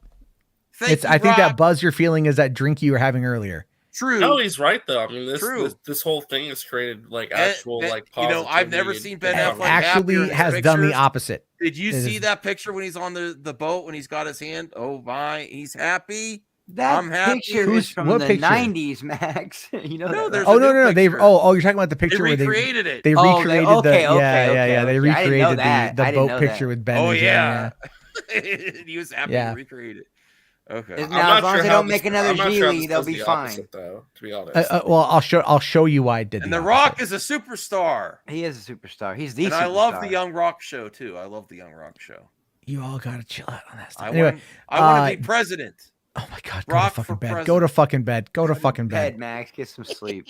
Jesus. It has kicked in. I need to get to bed. Thank you. Bye. All right, thank you very much, Max. Go to sleep, buddy. All right, so this is here. It says, don't forget that I knew more on Die Hard than Matt did. That's right. You corrected me on the Commando thing. Thank you. I got that wrong. I knew about it in the back of my mind, but I just got my facts mixed up. But yeah, that's good. I'll take it. Cameron. I can. I love calling him Cameron. I always call him Cameron. Oh, we call it Caden Cameron. Yeah. Anyway, here. So, yeah, let me show. Okay, first off here, talking about the Marvel thing, I do appreciate this comment right here. You know, like we're not going after Marvel because he understands they're not going to compete with Marvel. You know, Oh yeah, they're not. he says flat out, no, there's no way. Yeah, like he's like we're trailblazers and disruptors, and if he if he has a plan and they can make it work, more power to him, 100%. I will be there every opening. I'm going to be there for every opening anyway. I can't wait for Shazam. I can't wait to see Aquaman. The Flash, I'm mostly going to go out of pure curiosity, but also Keaton as Batman. I want to see that again. I do. But this is what I mean, though, where it's just like, this is what I've been saying. The job of the DC universe right now, at least, that you need to create what I like to call forward momentum. What is forward momentum? You're building like when people leave the theater, not only are they excited for the movie they just saw, but they're excited for what comes next, and that's been lacking lately in a lot of DC movies. But if they already know what's coming next, right?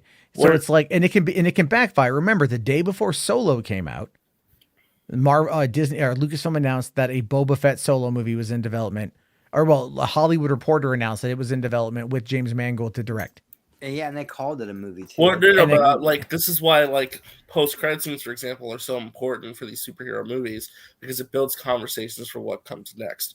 This is why this is why securing Superman in this movie was so important because one, again, The Rock, as he's been saying months and months and months, listen to the fans. They secured something the fans have been demanding for over 5 years.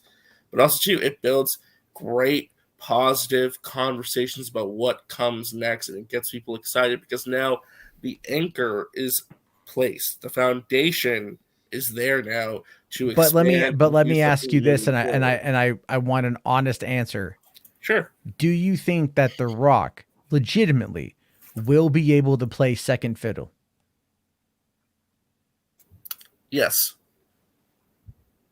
Bold claim. Yes. I don't know. Man. Bold claim. That's a very, very bold claim. I don't know if he can. I just don't know, man. I don't know if he can. The Rock's This a movie- great dude. Well, Man. well, He is. if he's one of the architects behind this, then yes, I do. I think that he wants a full-fledged DC universe. Him and Danny Garcia, Henry's their client. They want him to succeed. That's just it at the end of the day. I mean, the thing is, like, they've been working on this for over 6 years. They kept fighting for Henry over and over and over again when he was told no by everybody who had a position of power within DC and Warner Brothers. Yes, that includes Hamada, right? And The Rock being able to actually get this done towards the end of the finish line for this movie, you know, celebrating the fact that there's new leadership and seemingly is ready to work with this new leadership. I think The Rock I do. really thinks that if they build it the right way, because when you think about the Avengers, everybody has their favorites. But the two that always shine the most are Cap and Tony. And I think The Rock thinks that him and Superman could be the Cap and Tony of all these movies going forward. I think he sees a lot of money in the future and maybe building something. Because all people are going to say is Warner Brothers money, The Rock, and Henry Cavill probably just saved DCEU. I believe that. If this movie is successful. If the movie is successful, then yes. No. I said this earlier. If The Rock and Danny Garcia got Henry Cavill in this movie, they saved the DCEU. And I've been saying that because of one big reason. They now have their anchor. Because over the last couple years, they've not had their solid foundation or anchor placed. No, they haven't had one Because piece of the a Trinity. character like Superman is your anchor. Okay, that's what people like William have been saying for the longest time. You need your Trinity. Now you got your most important character going forward. So you have your anchor. You got him back. Now they're going to be using him, which is good. So I just quickly looked on Google News, and the first thing that pops up is Henry Cavill's cameo in Black Adam makes fans go gaga. That's the title of the article. Like, they're not even hiding it. That's the thing. So we'll have to wait and see if that actually is going to be able to pull in people. I think it will. For a little bit, but also people online have already seen the movie, or they've already seen the, because we've talked about the marketing for the movie itself has been relatively bland. Give it a number, Maddie. What do you think? Well, I want to go. An I want to honest go by. number. I want to go by the data before I give my prediction. Yeah, you're being all right. Whatever. Initially, no. I want to make sure that I have a train of thought to get to my point. So, Deadline reported just about 11 days ago, Dwayne Johnson's Black Adam to wake up fall moviegoers is $65 million to $100 million opening. Or sorry, 65 to 70 million. I'm getting tired. And that's a solid number, you know, very much reported on by, I think Hollywood Reporter said it well. That would have been the biggest opening for a Rock movie, that solo outing.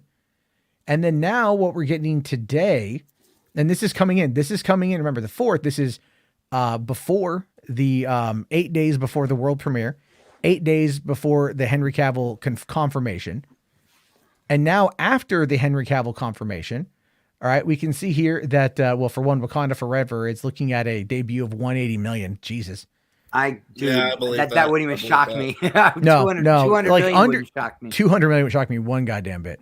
And then looking here at Black Adam, now Box Office Pro is saying that it's looking at $55 to $65 million, down 8% from last week. Domestic high range of 135 to 163, down also 8%, and that's going to be in 4,400 theaters. So here's my question. If it's as hyped as everyone is making it out to be, why did it drop 8% following the announcement that the confirmation that Henry Cavill was in the movie? And that has, and I believe that it has everything to do with now that mystery is gone. And it's not a question. And people are going to go, okay, now do I want to actually go and see this movie? If I wanted to go see it for the potentiality of Henry Cavill being in the movie, and now I know Henry Cavill's in the movie, do I actually want to go see this movie? Shit, I wanted to see it before. Am I wrong in that assumption that could be a potential factor for why? No, I understand that. There are some people who only wanted to see the cameo, so they know the cameo, so they're not going to go pay their money to go see it. That's absolutely a possibility. It's ultimately, listen, I mean, the thing is, we'll have to wait and see. I still don't think I think it's going to open around 65 to like 75. I think 60 to 65 is pretty good, right? I do. I think that's going to be pretty solid. And I think they're going to count it as a win. And I think, look, if they got Henry back, that is a win. Like, I actually tell you guys the honest truth. like I've said this before, like I was kind of hoping Henry wasn't in the movie. And that without there being confirmation of a new contract, right? Because I don't want to get my fucking hopes up. That's where I'm at with it. You ever wonder why I'm so goddamn cynical? It's really about the fact that I don't want to get my hopes up about Henry coming back and then having it just be, shafted again. Mm-hmm. That's what I don't want that. Well, it's like I've been saying though. I don't think Henry would come back for this movie if he didn't sign a new contract. I think, the only reason he was playing hard again is because he knew that there's a possibility of once he did a cameo for the old regime, they would have gotten rid of him. Sure, but I kind of wonder about that myself, and so I'm kind of been working on this little thing here. If he had only one more appearance left, because remember he didn't do any pickup shots for the Snyder Cut. Mm-hmm. And now it's because that would have, I think gone against his contract because that was considered a whole new entity. And that front, like he didn't do it. And he also never supported the Snyder Cut. And wait, Cavill did no new scenes when they reshot? No. That was all stuff that was already stock? Yep. Yeah. Wow. Yep. They just shot, they brought in like, hell, for Ezra Miller for the nightmare sequence, that was actually done on green screen from London. Because he was filming the Secrets of Dumbledore at the time, and like they actually like Zach was like directing it via telecom. Yeah, I had no idea. So yeah, it looked really good. Nothing new out there. Yeah, crazy. So he does have one under his contract, under his belt still. Then. So what I'm wondering though is the fact that because keep in mind they talk about the 6 years we've been trying to get this thing to work. That's not 6 years of getting him into Black Adam.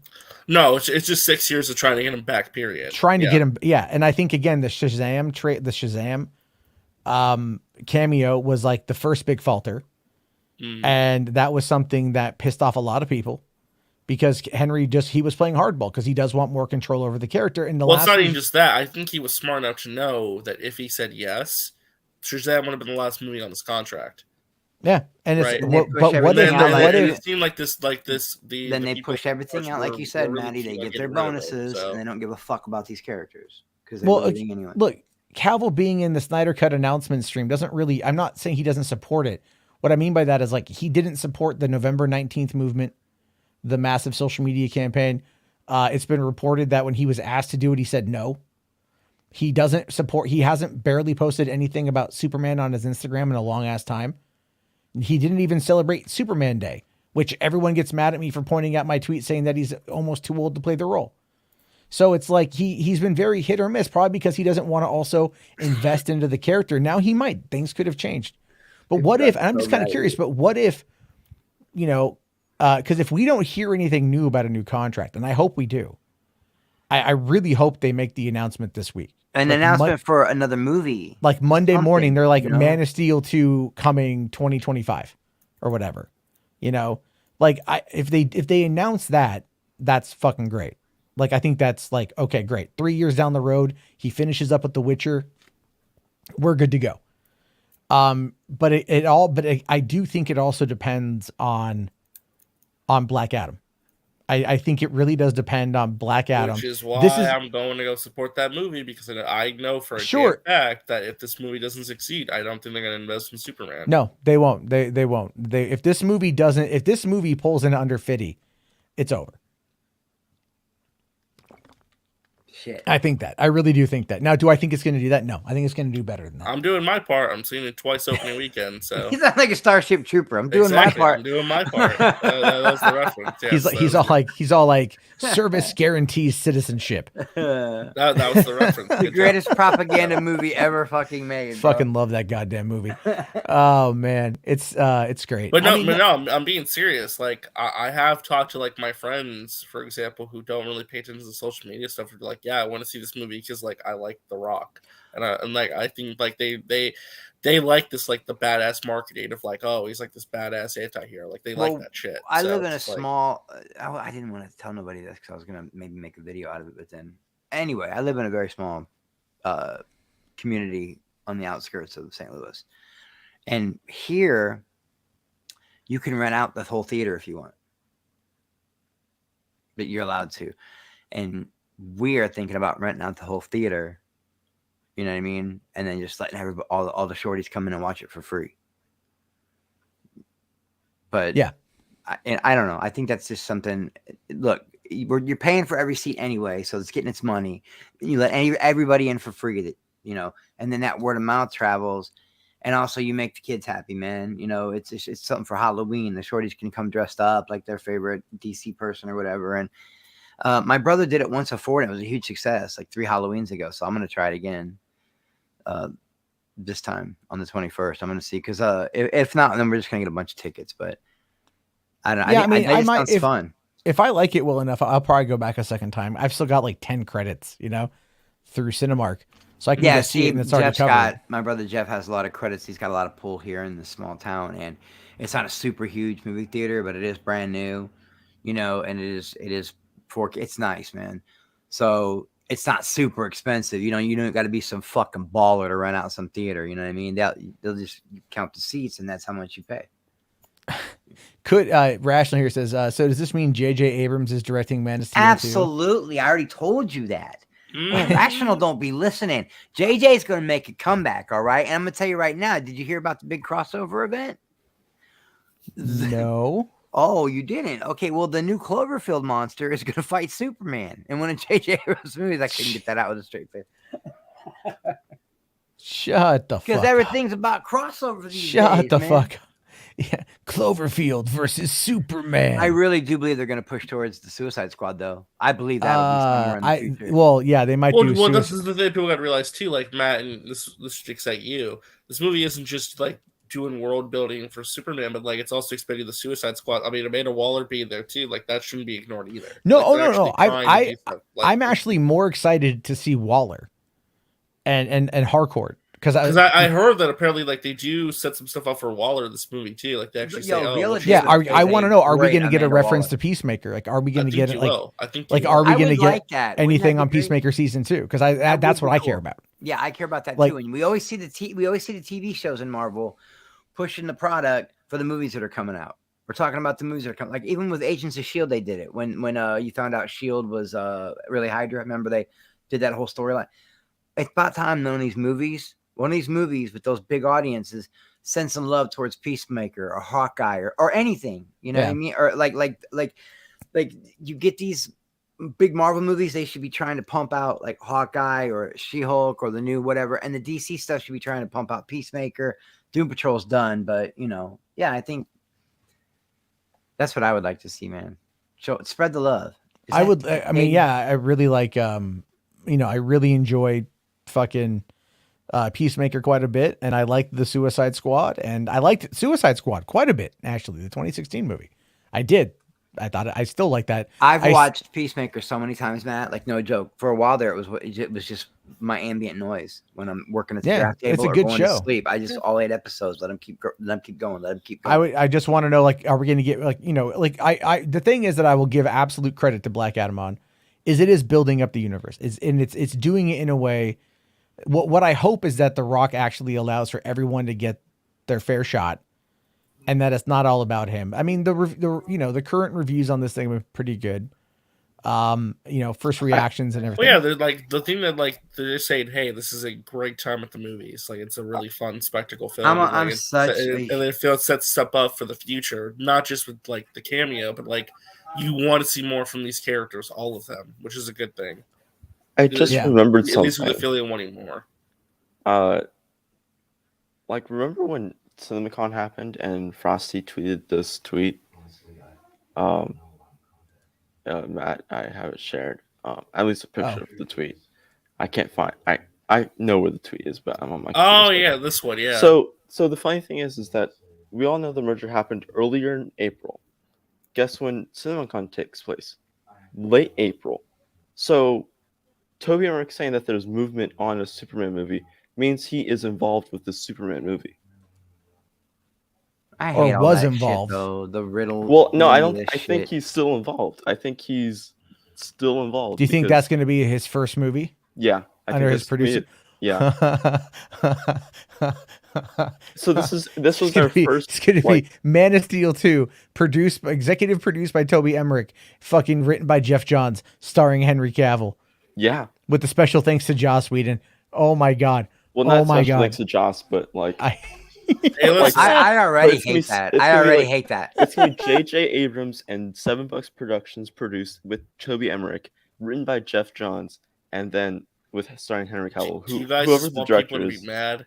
Yeah, I'm Or just really- joking about the Kate- JJ Caden, stuff. They Caden, wouldn't do you just want really. chaos and for people? No, to be I'm pissed off I'm and being burn things? serious. Like this, I just remembered that because they were like, oh, and also remember, The Rock said this is new management that brought that was able to agree to doing Superman in that post-credit scene, and so Toby probably was like, yeah, I want to do Superman, but I want to be involved, like at least give me that, So here, he's doing it. Like it's in front. It's been in front of our eyes since CinemaCon. It's been here the whole time. It's been here the Right whole there. time. The whole time. Hiding in the shadows. It's The whole time it's been It's telling the us. dark Oh man, side. it's like the season People's finale heads of would- Rings of people's Power. Heads would explode. Like people would be And then- like fucking but- pissed. Oh my god. Wow, can we put that on Twitter? Confirmed by Caden Reed of Streamer News. Toby Yeah. Emmerich produced Superman movie written by Jeff Johns. Yeah, put that on Reddit. Shout See out how to that Joss goes. Oh Whedon. my god. A very special thanks to Joss Whedon starring Henry Cavill. We don't know that rational skeptic. We don't know what he was talking about. All he said, but the thing is we have to remember who Frosty is. He specifically likes Cavill's If I Superman. remember, So he's going to ask about Cavill's Superman. Well, correct me if I'm and- wrong, but I think Frosty on his Twitter did say that he's going to post an interview with either The Rock or somebody after the movie comes out because they had like a really deep conversation about the ending. So, You gotta stop. so posting that Frosty shit. is going to post an interview in the coming week. So I'm very curious to go and read that when that happens. Because he might If you actually say it's reveal gonna more. happen, Caden, I kind of believe it's gonna happen. I mean, just his based name off, was like Cameron. again, like knowing Frosty, he's not going to ask about just random Superman movie. He's I going to kind of ask agree with about Rational Cavill's though. Superman. I agree with Rational. not I gonna be think like, it "Oh, was what's going about on the with Black Superman?" Superman. I really do. No, I mean, even like, but then again, if it was that late in the year, and He's that not a month part of into, the company anymore, is he? well, he's producing wise, yes. Executive wise, no. He's still producing movies. He's going to start producing. He's got a movies producer before deal, like a very Yeah. like it's basically a that. He has consolidation an office package space for at an exit, WB yeah. lot, but They're not And- giving us but- some time or the reins to Superman. I'm sorry. I'm just putting my space into Frosty's brain, and Frosty again is a Cavill Superman fan. So if he's that, he's going to. that doesn't. But he's- Caden. but he That's hasn't how said he rumors do- start, Caden. But the thing is that he says you guys know I'm a Superman fan, and what type of Superman fan? A Cavill Superman fan. So Wow, what a dick move to throw. That better not be true, man. Like, I don't know. who's listening to what? Someone's singing in the shower. Yeah. Caden, where are you right now? No, I'm at my aunt's house. She's watching Blonde. At least the blonde is Oh. watching her. I tried, she's- guys. I tried. I couldn't. And Mac was like, "No, Chris, it's really interesting, bro." I tried, man. You know, No, I she's naked can't. through that I- like- almost entire movie. Not really. I mean, It's there's ridiculous. legit, like, the thing is, so as I was watching something else on my computer, but then I look up and I see, like, Ana de Armas being molested by two dudes, and then in a theater or whatever, and then like again in bed. It's just so weird. It's like every other 2 scenes is a scene with her and 2 guys having sex. Oh, I wanted to ask you guys something. Because I baby, it'll be all right, or whatever the fuck it is. What is it? Baby, it's cold outside? No, the Olivia. Oh, don't worry, darling. Don't worry, darling. What did I say? Baby, it'll be all right. I'm a fucking retard. Anyway, my mom went to see it. You know, she took a break from all the bullshit and just needed to get out of the hospital for a couple hours. And she came back and she goes, "Christopher, what are you and your friend saying about this movie?" I said, "Oh, Mom, we're not interested in that movie." And she goes, "You know, it's totally the fucking Stepford Wives, right?" Like, my mom's pissed, dude. Yeah, it pretty much is a Stepford She's Wives like, this remake. is totally the Stepford Yeah, Wives. it is. And I'm like, well, people remake stuff all the time. Did you like it? And she's like, I don't know, man. She's like a big Chris Pine fan, and she said he didn't fit the character. She didn't like him as a villain. You know, but I just think it's cool. I can talk to my mom about stuff like that. Have you any of you guys seen it yet? Caden? Matt? No, I RJ? haven't. I'm gonna watch Nobody? it when it No, I haven't when seen it it comes either. on digital. I thought the Stepford Wives is a great horror movie, and don't tell me it's not a fucking horror movie because it is. Are you talking think the original or like original. the Frank Oz remake? No, not that stupid Bewitched looking shit with Nicole Kidman. No, the actual Stepford Wives from the 70s is a total horror movie. It's absolutely a horror movie, and it's one of my favorite movies too. And I can't believe people are like, you know, I don't know, man. The just all the shit that went into that movie, like they were doing Spitgate, bro. Like it was the JFK bullet. Like it's fucking crazy. Did nobody remember that? They're like the trajectory of the spit and all that. It was a Seinfeld episode in real life with Harry Styles and then the affair and her getting handed papers. Right. So I told my mom's a normie. I told her all that shit that happened, and she goes, who cares about what rich people do with their eccentricity? She called him. Actually, I don't think Harry Styles spit on Chris Pine. What if you? I went back. Someone had pitched it like years ago. Yeah. If you look at like Chris Pine, it's like he's looking at his sunglasses. Yeah. And then he goes like, oh yeah, like Chris Pine has it just- moments where looks like he's like looking at a rainbow or like at a unicorn or looking for something. Yeah, Like he was that's- high as fuck during that shit. Maybe that Oh, was it. Maybe he was definitely. But it just synced up so perfectly. Although that he you're did just- look, Harry he did Styles. look miserable. Yeah, during he the did. press tour though. Sitting between. Oh yeah, well, dude, Sitting press between tours are them the during all the worst. drama. Yeah, press tours are the fucking worst. And poor Jason. Is it Sudeikis? Yeah. Sudeikis. Yeah. I love him and Ted Lasso, and he got done wrong, but it was just funny watching. Oh, I'm always high. Music man. But it was just funny. My mom being a normie, and she didn't care about none of that shit. She was just mad that it was a Stepford Wives ripoff. I thought that was funny. I think a lot of movies are just, I mean, are general like influenced by others anyway. Yeah, you know? of So course it's- they're influenced, and I mean, that's kind of how I just like at this point, like it's seeing something truly original is very like, you know, whatever. Like there's a script I want to write based off of a true story from a cell phone being stolen and like how the guy got a cell phone back. But I want to put like a different spin on like what entails from that, you know? Because the guy was like the story on Reddit popped up a number of years ago.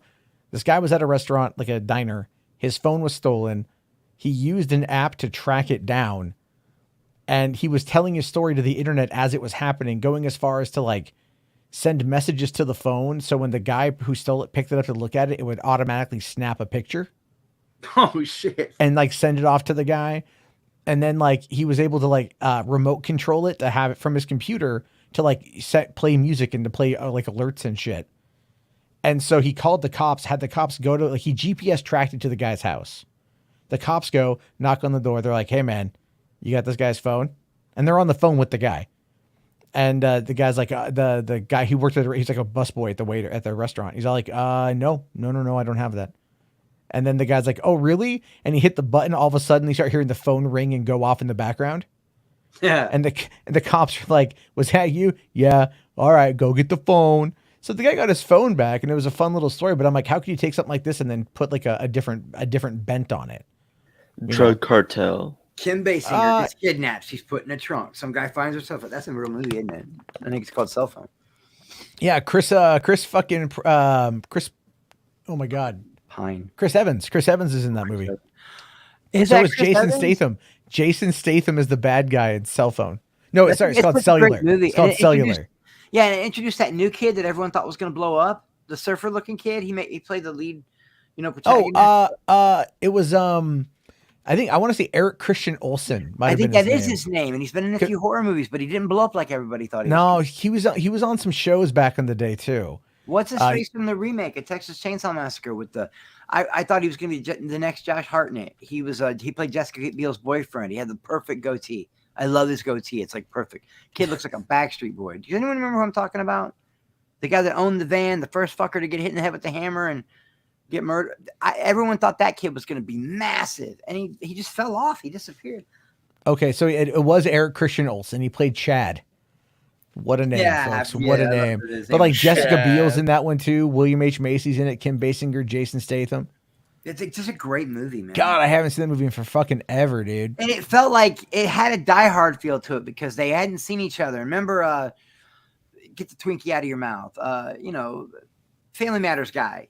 At the end, when he finally sees McClane, they hug. Oh, yeah. And they don't even know each other. And I'm like, they did that same thing at the end of Cellular. And I'm like, man, that felt so Die Hard. Like a little bit, yeah. A total stranger just saves your life, you know? Yeah, Cellular was pretty good. Oh, David R. Ellis directed that. Cellular. What else did he do? Final Destination 2. Oh, he did Snakes on a Plane. By the way, he did Snakes on a Plane. Oh, so real quick, this is totally off topic, but then shut up, RJ. Fuck, bro, we're in the zone. Okay, I'm sorry. Okay, no, go ahead. Now I'm interested. What do you got? I was gonna ask Matt what he thought of Rings of Power because it seems to be like really controversial. No, here we go again. Where's that Jeremy Josh? What is? Yeah, where's that? Yeah, Jamie earlier. Man, I watched it this morning. I really liked it.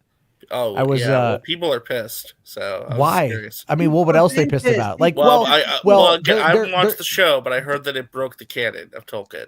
So I don't. You know what? I'm looking on. I was actually just on the Rings of Lord of the Rings, the Rings of Power subreddit. Like I heard it jumped the shark. H-bars. No, it did not. It did not jump the shark. It did not jump the shark. It did not jump the shark. I heard like they did something with like that stranger character that jumped the shark. Oh no, they faked you the fuck out is what they did. Oh yeah, they faked you the fuck out. At the same time, people. And also the thing is that with that, like without spoiling it, like they say something about him, and then people automatically assume something else about him, like on the internet. The show's been really good at like red herrings. Yeah. And like honest to God, they set up a red herring that we all thought was a red herring because like, you're like, okay, yeah, I get it. It's just a red herring, And then you're like, motherfucker. Is it really? You know what I mean? Like I did not see that coming. And it was like, and then it is, but it's all like manipulation and suaveness and things like that. And like, is it really $100 million an episode? No. That's $1 billion, bro. They're estimating, look, 200 million. There's a lot of like myth when it comes to the budgets of this thing, right? So it's like it was estimated that they spent $250 million for the rights. Turns out it was only 200 million. So there's that, but there's also been the estimated budget for everything, including the rights, would be $1 billion. So it's like each episode is around $20 to $25 million. And if you watch it, that fucking money is on the screen. Yeah, that money is on the screen. I like it when distribution and production and all that stuff, like James Cameron type stuff. James Cameron puts every cent on the scene. You know what I mean? Every dime goes on the scene. So I might watch this show. I didn't have any interest in it, but I might watch it if it looks good. And I love Lord of the Rings. You know? Oh man, it's like there's still even a thing too about like who a character could be. And The Hobbit. I love the fucking Hobbit. I don't care who gives me shit. That movies, that trilogy. That should have been 2 grab. Movies, still fun. I love that they cut it into. I want to. Well, here's the thing: is I actually want to rewatch the season to see little things that I missed. Because for one, I like all the characters. There's not a character in the show I don't like. So if it has rewatchability, then yeah, for sure. Yeah. Well, people are like, "Oh, Galadriel is fucking. Oh, fuck, Galadriel, Jesus, fuck." Who cares? And it's like, nobody would give a shit if it was someone with a dick. The Witcher does the same thing. I don't hear anybody complaining. And I haven't even seen the show. But I know the Witcher goes in and he wrecks fucking shop and he has a penis and nobody has a fucking problem with it. So why are people having a problem with a magical 6,000-year-old elf who's been trained in every fighting because she's got a vagina. She's got a vagina. That's all it is, man. She's got a vajayjay. That's why they're upset. Either show. But the dialogue. The dialogue is, dude, the dialogue between Elrond and Durin and Disa and Disa and Elrond is fucking awesome. So great. Like the writing is so like it's meticulous. I think is the word. Is that the word you want to find? Meticulous. No, here's the truth. I think they're all beta male cucks that love SJW shit. Yo, motherfucker, that coming out of your mouth is so much more funnier than coming out of anybody else's. That's the truth. I mean, you're all soy-filled bitches, beta male cucks. That's the truth. I should say, Rings of Power. Yeah, there are characters. Like the thing with the show is that like it's multiple storylines all converging at the same thing. You know, as he's like, I always like to go back when I talk about it. A great show that did this was Stranger Things. Every season. I love it. See, if you go and you watch it, you see you have the 3 parallel storylines, right? The kids, the teens, the adults. And throughout the season, they're all doing their own thing. And then at the very end, they all come together organically at the same time. And you're like, oh my God, they did such a great job orchestrating this tale to get them all to the same point. And that is really good. It wasn't shoehorned. It wasn't forced. I don't know what this show is going to do. I feel like the show is going to get its footing in the next season really well. Everyone I've talked to today, like even people I didn't think would like the show, I saw on Twitter going like, fuck, 2 years to season 2, motherfucker. And I'm like, God damn, like this people getting around to the show. I don't think we'll have to wait 2 years. No, it's not 2 years. Like they're filming season 2 right now. Yeah, I think it'll be like late fall, early winter. When does Last of Us drop? Early next year. Yeah, like mid-spring or summer. I talked a lot of shit as a troll, like acting like I. Dude, I can't wait for Last of Us. But I really want to see it, man. It's one of the I can't wait. games like that make me emotional. I'm not listen to it. It's gonna be like 8 episodes. It's gonna be like the cutscenes in live action. But I think 10. No. It's going to be a lot more than the cutscenes in live action. They're going to really. What can you expand on though? Like the story's already there for like. You're gonna build up the story. What else can you do with David? And, what's his face? I mean, we'll spend. Well, I think when you get that loss, you're really gonna feel it.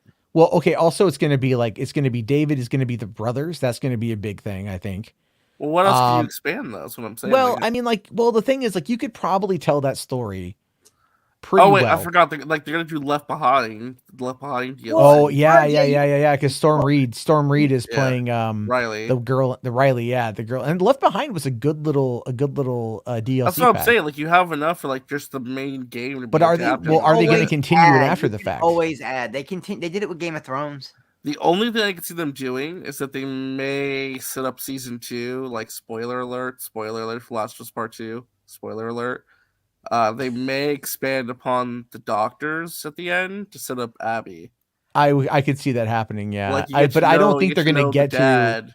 But they're not going to go straight into Last of Us 2. How do you guys feel about Abby? I never finished Last of Us Part 2. Okay, I finished it. I think a lot of the controversy was overblown, but the game is not as strong as the first one for a couple of reasons. One, Neil Druckmann has his head up his ass. That's one. 3 things. One, Neil Druckmann has his head up his ass and thinks he's a better writer than he actually is. 2, the game is way too long. The pacing is all over the place. Like the game drags in a lot of spots. It goes on for way too long. And the third thing is that they make you play her for a long time. Abby's really interesting, but again, it's just she's in the wrong game, right? It's just the wrong place for her story. I don't know. It's just a very mixed bag. I think the controversy is overblown with the story. Not one part. No, I don't think it's overblown at all. That one part is brutal.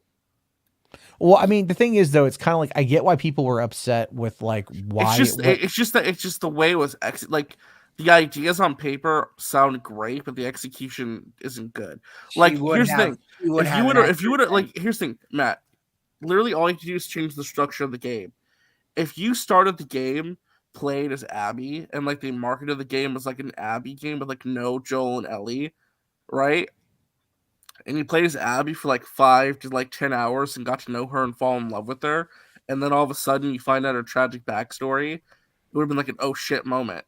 Or you should have had Ellie and Abby be best friends across the whole journey, and then Ellie has no clue that Abby was the one who killed Joel or had a vendetta against Joel. So when she betrays Ellie and kills Joel, the impact is greater, and now it's the story's more intriguing because well shit, we like Abby, we got to know Abby, do we want to see her die? But she killed our favorite. But you introduce Abby right away, she kills Joel, and then you have to learn to love her. It's no, fuck that. It doesn't work that way. That doesn't necessarily work. But again, I think the concept, I'd read an interview with Druckmann where he's kind of like the whole idea is that it's like, hate begets hate, right? And it's like But dude, ending like, the cycle. the way I'm describing it, like what they could have done. Sure, would have no, been I a more agree with you. impactful I agree with story. you. I agree with you. I think at the Get to time, know Abby first before she kills Joel. That's all you had to do. Either us as the player or Ellie as the protagonist gets to know Abby, and then when she betrays Ellie and kills Joel, it makes the message more impactful because like we've gotten to know Abby and Ellie befriended Abby and was friends with her, but now it's like shit. What do I do? Oh shit! Before I forget, now I'm going to change the subject because I've been really wanting to ask, especially you and RJ. Have you guys seen the new James Wan movie trailer? Which one? Megan. Oh, Megan. Yeah. Fuck me, bro. From the writer of *Malignant*. Fuck me. I was fine Akiva with it. Cooper. I was fine with it. So she goes, "You might want to run," and she starts hauling ass on hands on 4 legs. Oh, she starts dancing. Oh my god, it's so fucking creepy. Have you seen it? Matt? Oh, I've seen it, dude. I was sold on it. Yeah, like I want to see that movie. Hey, you guys keep it going real quick. I got to go to the bathroom because we've been here for 2 hours. Yeah, so I'll be right back. I do want to mention going back. I was staying silent for a little bit, but go back to Rings of Power for a little bit. So I was just like going through, people were saying, "Oh, the writing's bad." Like people, they need new writers and stuff. And then like the recent article where one of the writers said, "Oh, season 2 is basically Sauron's story as Walter White or whatever, like whatever." And I was looking at like the credits. They're right to say that because legit, the writer who said that legit wrote half of Better Call Saul, and pretty much the first 3 seasons of the first of Breaking Bad. So it's like they have contracted to make that many seasons is what I'm wondering. I mean, yeah, they may have 4 or 5 seasons, right? Like 5, and then and also Stranger Things writers. So like this whole thing where it's like, oh, bad writing. I'm like, no, legit, they come from great shows. Like all the shows that I just looked at. Did Max put Matt in his thumbnail tonight? yes, he did. Yeah, he called him a jabroni. What a dick, Max, man. He pushes those buttons. I'm sorry, I still take the W. I'm sorry, I deserve the W because Matt cussed me out and yelled at me, being like, "No, RJ, Walter Hamada was the one who did this. It's all thanks to him." You guys weren't. He I wasn't here. You guys were interrupting each other, not because, wasn't he? No. We were both trying to make our arguments, and Matt was getting a little frustrated. I've been mad at people for so many dumb reasons, man. And then Matt just said, "Fuck up! Like, shut the fuck up, RJ." I was like, "What the fuck?" I was like, "Shit!" I felt like my dad yelling at me. You should have fucking went and put his fucking big head on a thumbnail. No, don't let nobody fucking I ain't that petty. I ain't either. I used to talk shit about no. Here's the thing, Chris. I just waited. Videos. I waited because I knew The Rock's to come up with an interview and reveal all, and then he did, and I was proven right. And I got to say, boom, mic drop. I was right. So, a couple days, so I was proven right. Well, a lot of people in the chat though, like even the whole, boom, mic drop. Do. Yeah. When I'm right about Toby Emmerich and Jeff Johns and J.J. Abrams, you'll see. Yeah, that's what happens. You just wait for more information to come out, and then you turn out right. You will see. You can't possibly want to be right like that about that. I don't want to be right, but I know I am. I don't know, Kate. You got some things wrong before. No, I haven't. Well, yes, you have. You weren't here earlier. No. RJ, who do you think told me they had the scoop on Superman fighting the new Cloverfield monster? Yeah, it was Caden. It was Caden. What? That's what you said. You told They're doing the crossover. Superman, J.J. Abrams directing Cloverfield 2, and Superman's going to be in it and fight the Cloverfield monster. See, I wasn't wrong. H parts to say that it did break canon. So there you go. Wait. Yes, yeah. That's what I was gonna say. If you really want to, I'm gonna ask another Tolkien Bible, my handy friend. You're gonna get a Colin. second opinion? Sorry, Yes. H-Bart's That's say to fucking Brooke- H-Barts. That's our fucking Well, boy. H-Bart's to say to broke canon, but it was still good, is what he's saying. Wow, Yeah, Caden. I mean- Caden, you've changed, man. What? You've changed, bro. Wow. Wow. How many subs are you up to now? That's what it is. 30. He's getting that celeb status. I had 300 subs. Oh no, I'm at 299. Oh no, Someone 17. See, you're getting a big head. You got 17 subs. 17. Can somebody subscribe to my channel so I go back to 300? I hate when Well, that I that am shit sub to your happens. channel, ain't I? On two I different think what's accounts. I turning think. people off is the background I have on my profile. Wow, just turn on H-Barts like that. That's fucking horrible, dude. Yeah, That's our motherfucking guy right there, man. yeah, And you're gonna go Cameron get a said he's second not good opinion. enough. Yeah, it's not good enough. He's It's not second good opinion. enough. Wow, Cameron, you've changed. You have changed. Oh my god. And when I do that video tomorrow about the scoop I got with the Cloverfield monster and Superman, I'm letting everybody know that you're the one that gave me that scoop. Yeah, man, it's great. Oh my god. Saggy was on the vodka stream tonight. What the fuck? I Yes. thought you said she was She's- tired. I think she was just her feelings were hurt, guys. She wasn't really. She just that shit. hurt. RJ be hurting her feelings recently. Okay, I'm back. Oh, RJ said, good. I had my. You missed it, Matt. We talked about how you were wrong. Okay, I'm back. It's all smooth and shit. Your fucking mic, motherfucker. I thought I had a yeah. good mic. You got a Oh, super chat from Wentworth. I see. Yeah, Wonderful. RJ Rings of Power broke canon, but it's good, really good. But Caden's calling him a liar. That's what that, yeah, that's what I'm Maddie, saying, Caden's like, calling him a what? liar. but no, what I was saying to them is like a lot of Tolkien fans said this broke canon, but some of them are okay with that. I So, don't know. Like I don't know what I don't care.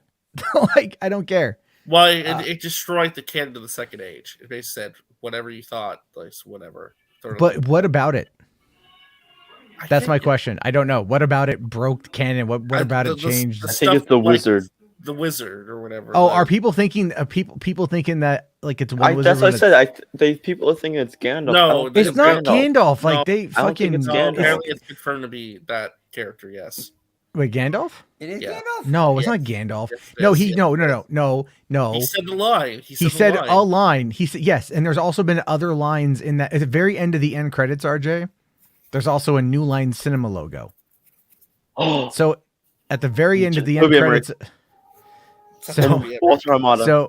so if right, See, what I mean by that them. is you can tell that that was a line that I was actually just reading that on the Lord of the Rings That made me subreddit. laugh. Shut the fuck up, Caden. They're just like, they're, See, no, I they're- got a W somewhere. but the idea though is that it's like, look, they do things like fan stuff, right? So they've like the I just referencing to looked the it up. Mithril. They legit said he's not confirmed to be Gandalf. He's confirmed to be a wizard like Gandalf, and like He's a blue wizard. He's a blue fucking wizard. It He's a makes fucking wizard, Harry. No, he's. Oh, did we talk? Did you guys talk? no. about I that haven't. before? I haven't talked I about don't know Robbie anything Coltrane. about him. I just know that he had a huge fan base, and I think it's sad when anybody dies, and that's all. Oh, I'm gonna you should say see. about No, him. what it was No. is for me. My first knowledge of Robbie Coltrane was from the comedy with Eric Idle called Nuns on the Run. Mhm. Also, Goldeneye. Brodan Never mind, told me- Goldeneye and The World Is Not Enough too. Brodan told me that he carried half that franchise. Well, especially the first two movies, like, Like- the end of Chamber of Secrets, like where they say, Hogwarts wouldn't be Hogwarts without you. His death, and just the fact I'm seeing all the way people are been affected by this. I've tried to watch Harry Potter, guys. I can never get past the first movie, the first scene with the chess pieces that come to life. But his death and me having nothing to watch might make me go watch all those Potter movies. Just out of They're all good. They're all good. No. They're all good in their own way. I mean, like they break fucking canon and no one lost their goddamn shit. Yeah, my kid fucking loves them, man. But Before I got the a internet kid laugh, who's before the really, internet. really deep into that shit. Like when they did Lightning Thief, Percy Jackson. No, he was pissed. Oh, Jesus Christ! See, I'm in the minority. I'm in the minority of like. liking that movie. So When the Minotaur comes running and flips the muscle car, I was like, "This shit is dope." It's nothing like the books. So the books And are then so much better. my kid Cody's like, "It's not like the books, Dad. I'm telling you, her hair is supposed to be blonde." I said, "You're mad about her not being blonde?" I think, well, as HWAD mentions in his super chat, he just. Oh, now you believe HWAD? No, No, I no, was no. just looking it up just now too, and I was like, he's not Gandalf, he's Sauron. That's what I was He's gonna say. He's not Saruman. Why would he Yeah, say the Matt, line? Matt, though? why would he say be? the Why would he line? be? Sorry, guys, The really, line, think about the it. line Think about is it. just a line. RJ, Why is he just a befriending line. the Think little about it. people? Gandalf Like, learned a lot of his oh, lines from if Sam Saruman. Wilson Saruman says- was in League. It if- makes total sense. I believe you, Caleb. I believe you on this one. It if makes total sense. It's like Tony Stark says Avengers Assemble. Oh, he's actually Captain America, guys. Yeah. Here's the thing is though. Look, they've established that the Stranger is a good wizard. Yeah, so Is a good well, wizard. Saruman That was the started whole out point. good. he's a wizard who, like, clearly has a connection to the past, and has lost his memory.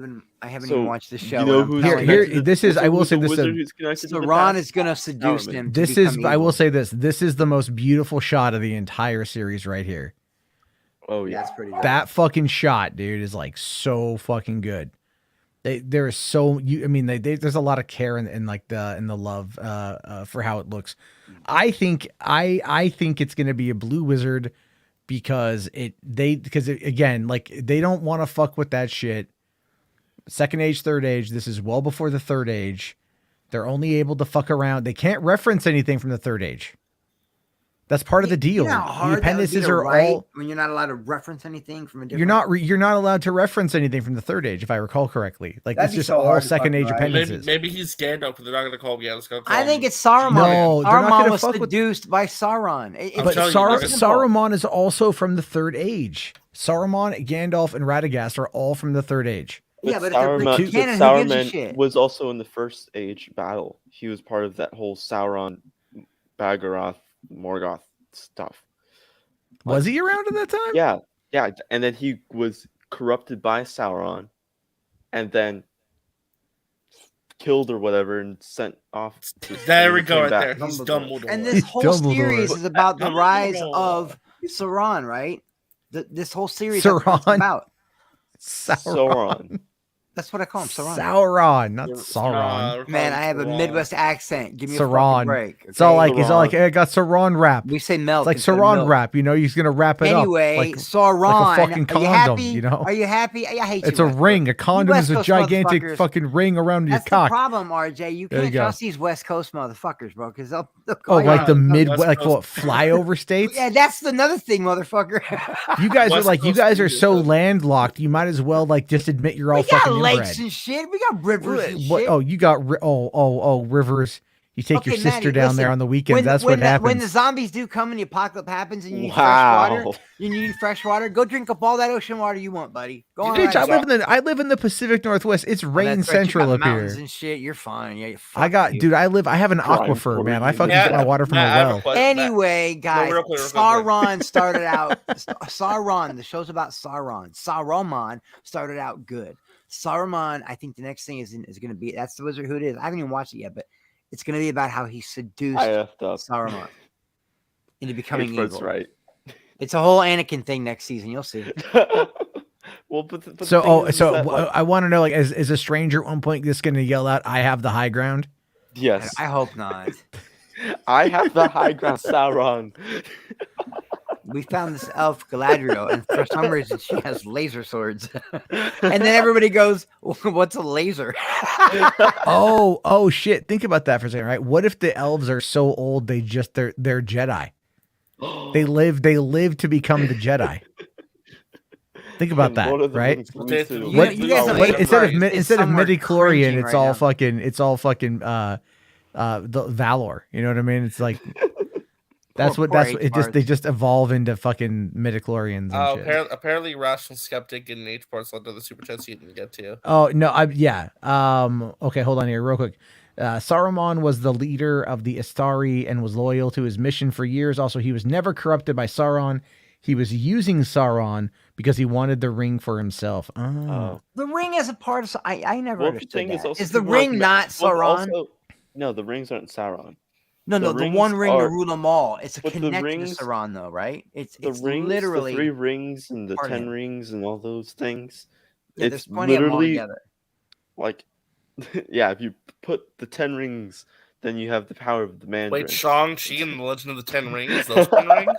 Yeah, that's awesome. Yes, it's connected, RJ. So wait, the MCU, like Lord of the Rings, is connected to the MCU? Yes. But there goes my theory. I like my theory better. Saruman gets corrupted by Sauron. But everybody wanted that ring, yeah. No, but Everybody. the thing is, people are mad that like Halbrand, a mortal, a quote unquote mortal, who was just like. But the thing is that like people are like, oh, how is Halbrand able to tell Celeborn how to do stuff? Hey, we haven't talked about that yet. Sorry. What are you doing, man? You dropping spoilers, motherfucker? We've been keeping it surface level, Caden. Keeping it surface level. What is wrong with you? What? He's just coming in here wrecking shop like a bull. I know. He's just like, Put up all your good china now, guys, because Caden's coming through. Caden's like, I came in like a wrecking ball. I just have grievances with people on Twitter and everywhere. I have a lot of grievances with people on Twitter. That's why I yell at them a lot. Twitter's not real life. Stop Twitter. It's 6% of everything. Stop I know. obsessing over drama. It's 6%. You're a drama queen. Stop obsessing over drama. You are. Okay, RJ. Listen, that's a little bit of the pot calling the kettle black there. Not at all. I don't like drama. Shut up, RJ. Sure. RJ, stop. You're the one that hosted. We all like a little drama. All of us. Like, no. I've seen you do coordinated strikes on people. Okay, I don't see. No. Like we just did like a drive-by cock slapping. We already did one, RJ, like this past weekend. Jeez, it wasn't coordinated. Yes, I mean, it wasn't not coordinated either. To be fair, I know. It was just like, yeah, no, we're cool. Like we're just gonna host, and we know what's probably gonna happen. It's coordinated. yeah. All right. Okay, here, real quick. Rational here does ask for $2. Thanks, buddy. Have you seen the trailer for The Peripheral? That's the new Chloe Grace Moretz one on Amazon, I believe. I haven't. Isn't that where she sees the future? Have you guys seen that one? She did one with what? One she's a World War II like chick, and she gets on this bomber. I don't know how else to explain it. And there's monsters all over the bomber. It's like I've heard that movie. Yeah, it's fucking insane, dude. She's badass in that. She's literally a hit girl just wearing G.I. Jane outfit. I mean, that's awesome. And it's I'm okay with that. It's free on Hulu. It's a Hulu, and she's it's in the 40s. So these pilots are treating women the way women got treated back then. You know what I mean? Mm-hmm. And then she ends up becoming like this leader role. I wish I could think of what that movie was called, something to do with lights or whatever, but it has that. There's something on the wing. It has that Twilight Zone feel, dude. Meets heavy metal. Remember Heavy Metal when all the bomber pilots turn into zombies? Yeah. Although straight up though, that the Gremlin episode of Twilight Zone, what was it? The Terror at 10,000 feet, I think is what it was. Yep. Yeah, which is so funny because it was William Shatner in the original, and then for the remake for the Twilight Zone movie, it was John Lithgow. Yeah. I forgot that. I always forget the driver's name. He's been in a lot of stuff. He's a great actor. He's very old now, and oh my God, Venkman. Bill Murray? Oh, Bill Murray? Not Bill Murray. Who's the other one? Dan Aykroyd. Dan Aykroyd's the monster at the beginning. You want to see something really scary? Are you talking about Shadow in the Cloud? Is that the one you're talking about? Shadow in the Cloud. That is such a good movie, dude. And I'm talking about the beginning of Twilight Zone.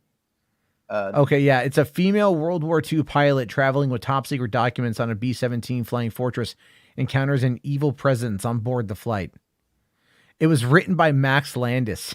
Oh, no. Not Max Landis. Written by Max Landis, and it came out in 2020. It's like, is he... Dude, he's still around, by the way.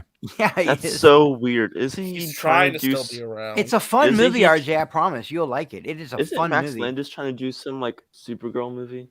No. Apparently he's writing the Pepe Le Pew movie. No, well, yeah, he was trying to like remake an American Werewolf in London and restart his career, but that's nowhere. Well, he's got one. Yeah, I mean, IMDb has it listed in American Werewolf. I mean, look, I will say this: if they're able to pull off an American Werewolf in London remake. I'm not a big fan of that, to be honest with you, because I think What? that movie is of a remake. Oh, okay. No, I was gonna say because the original is one of my favorite. And you're a movies. practical effects guy? How the fuck? I thought I was about to go No. in on you, bro. I even like an American Werewolf in fucking Paris. Yeah, because it's got a good story. CGI. It's got a shit, good story. great The story. soundtrack was pretty good. Yeah, but And also Tom Everett Scott and Julie Delphi, who I like. yeah. you know? I can watch it. I just the CGI werewolves are a little but the story's great. It holds up. I But will. nothing Do you know holds up which to American werewolf Werewolf movie in though London. I always feel goes underrated for some reason? Wolfen? Wolf Oh, with Jack Nicholson and James Spader. and James Spader Yeah. Wait, Like, and it's an- hold on. Michelle Pause this whole Pfeiffer. conversation. Pause this whole conversation. How does The Rock be such a great guy for DCEU, but then does not know that Idris Elba was in the Suicide Squad movie? Do you know how busy that man is? But Wait. but the thing is that he has What are Emily you talking Harcourt about? and Amanda. Okay, And I'll how do you play know this he doesn't know that? because look at this clip. I'm about to share Everybody with you. fucking knows who Idris Elba is. Like, what are you talking about? Oh my god. Stop trying to cancel The Rock, Caden. Yeah, what is wrong with you, man? Bloodsport ain't like the A-list character anyway. There's a place for Kevin.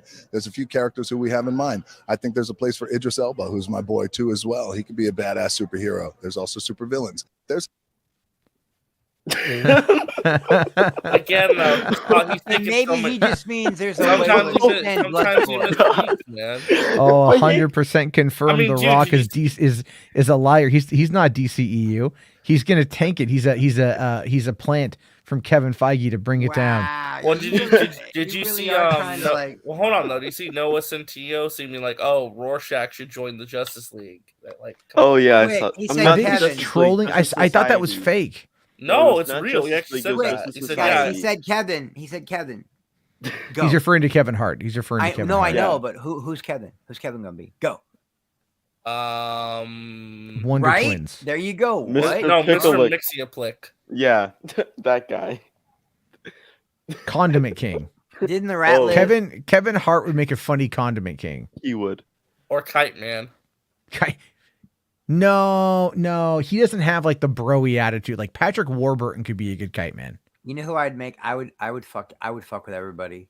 I would make him Deathstroke because he's so small. But my thing is that Just to The fuck Rock with people. is the champion for the DCEU, and then yet doesn't know that Idris Elba was the He star probably of the misspoke, dude. He It's probably absolutely not. misspoke. Yeah, but still, That it's was pretty odd. funny. There you go. There you go. That's still a there bad you go. I love mistake. it. That was odd. That was Oh. odd. Kevin Hart. Yes. Like, I mean, that's the thing. When It's you like get I'll give. interviewed like thousands of times a day, when you Yeah, ask the same yeah. questions over and over again, you're bound to And slip all up anybody wants to eventually. talk about is Henry Cavill. Let's have Viola Davis play Nubia in Wonder Woman 3 next, guys. There we go. Yeah. There we go. Since she hasn't been in Caden DC. just wants to cancel The Rock, man. So that's disappointing. Okay, I don't know shit about Static Shock, but was Static Shock funny? Because Brodan loves that No, cartoon. no, Static and- Shock would not be Kevin Hart. No. Okay, because that would have to be a comedy. And Oh my Brodan's God, like, what no, if- he'd What freak. if? What if? I mean, like, you want a prominent black figure played by a very prominent black comedian / actor. You want to bring it to the forefront, man. Kevin Hart is Static Shock. But isn't he too old? Isn't No, Static he'll Shock be young Black kid? Lightning. He'll be Black Lightning. Or what about Kevin Hart as Jon Stewart? Okay, I'll go with that. Fuck it. I'll go with that. No, Green Lantern's oh, wait, white, you know bitch. what? I have a perfect Power of like hamster. I don't know, like what does All it they say? have Like, is water and No. shapes. That's it. They're dumb. It's the dumbest stupid. I'm so glad they He's canceled that iconic. shit. Oh, Remember what when a the Kevin rumors Hart were going aspires around? for. Because He's one of my Mr. videos that Terrific, went viral, guys. guys. Remember when the rumor was going? One of my videos that went very viral is because I, at one time, thought that I had 5 better choices for Wonder Woman, and I made a video about it.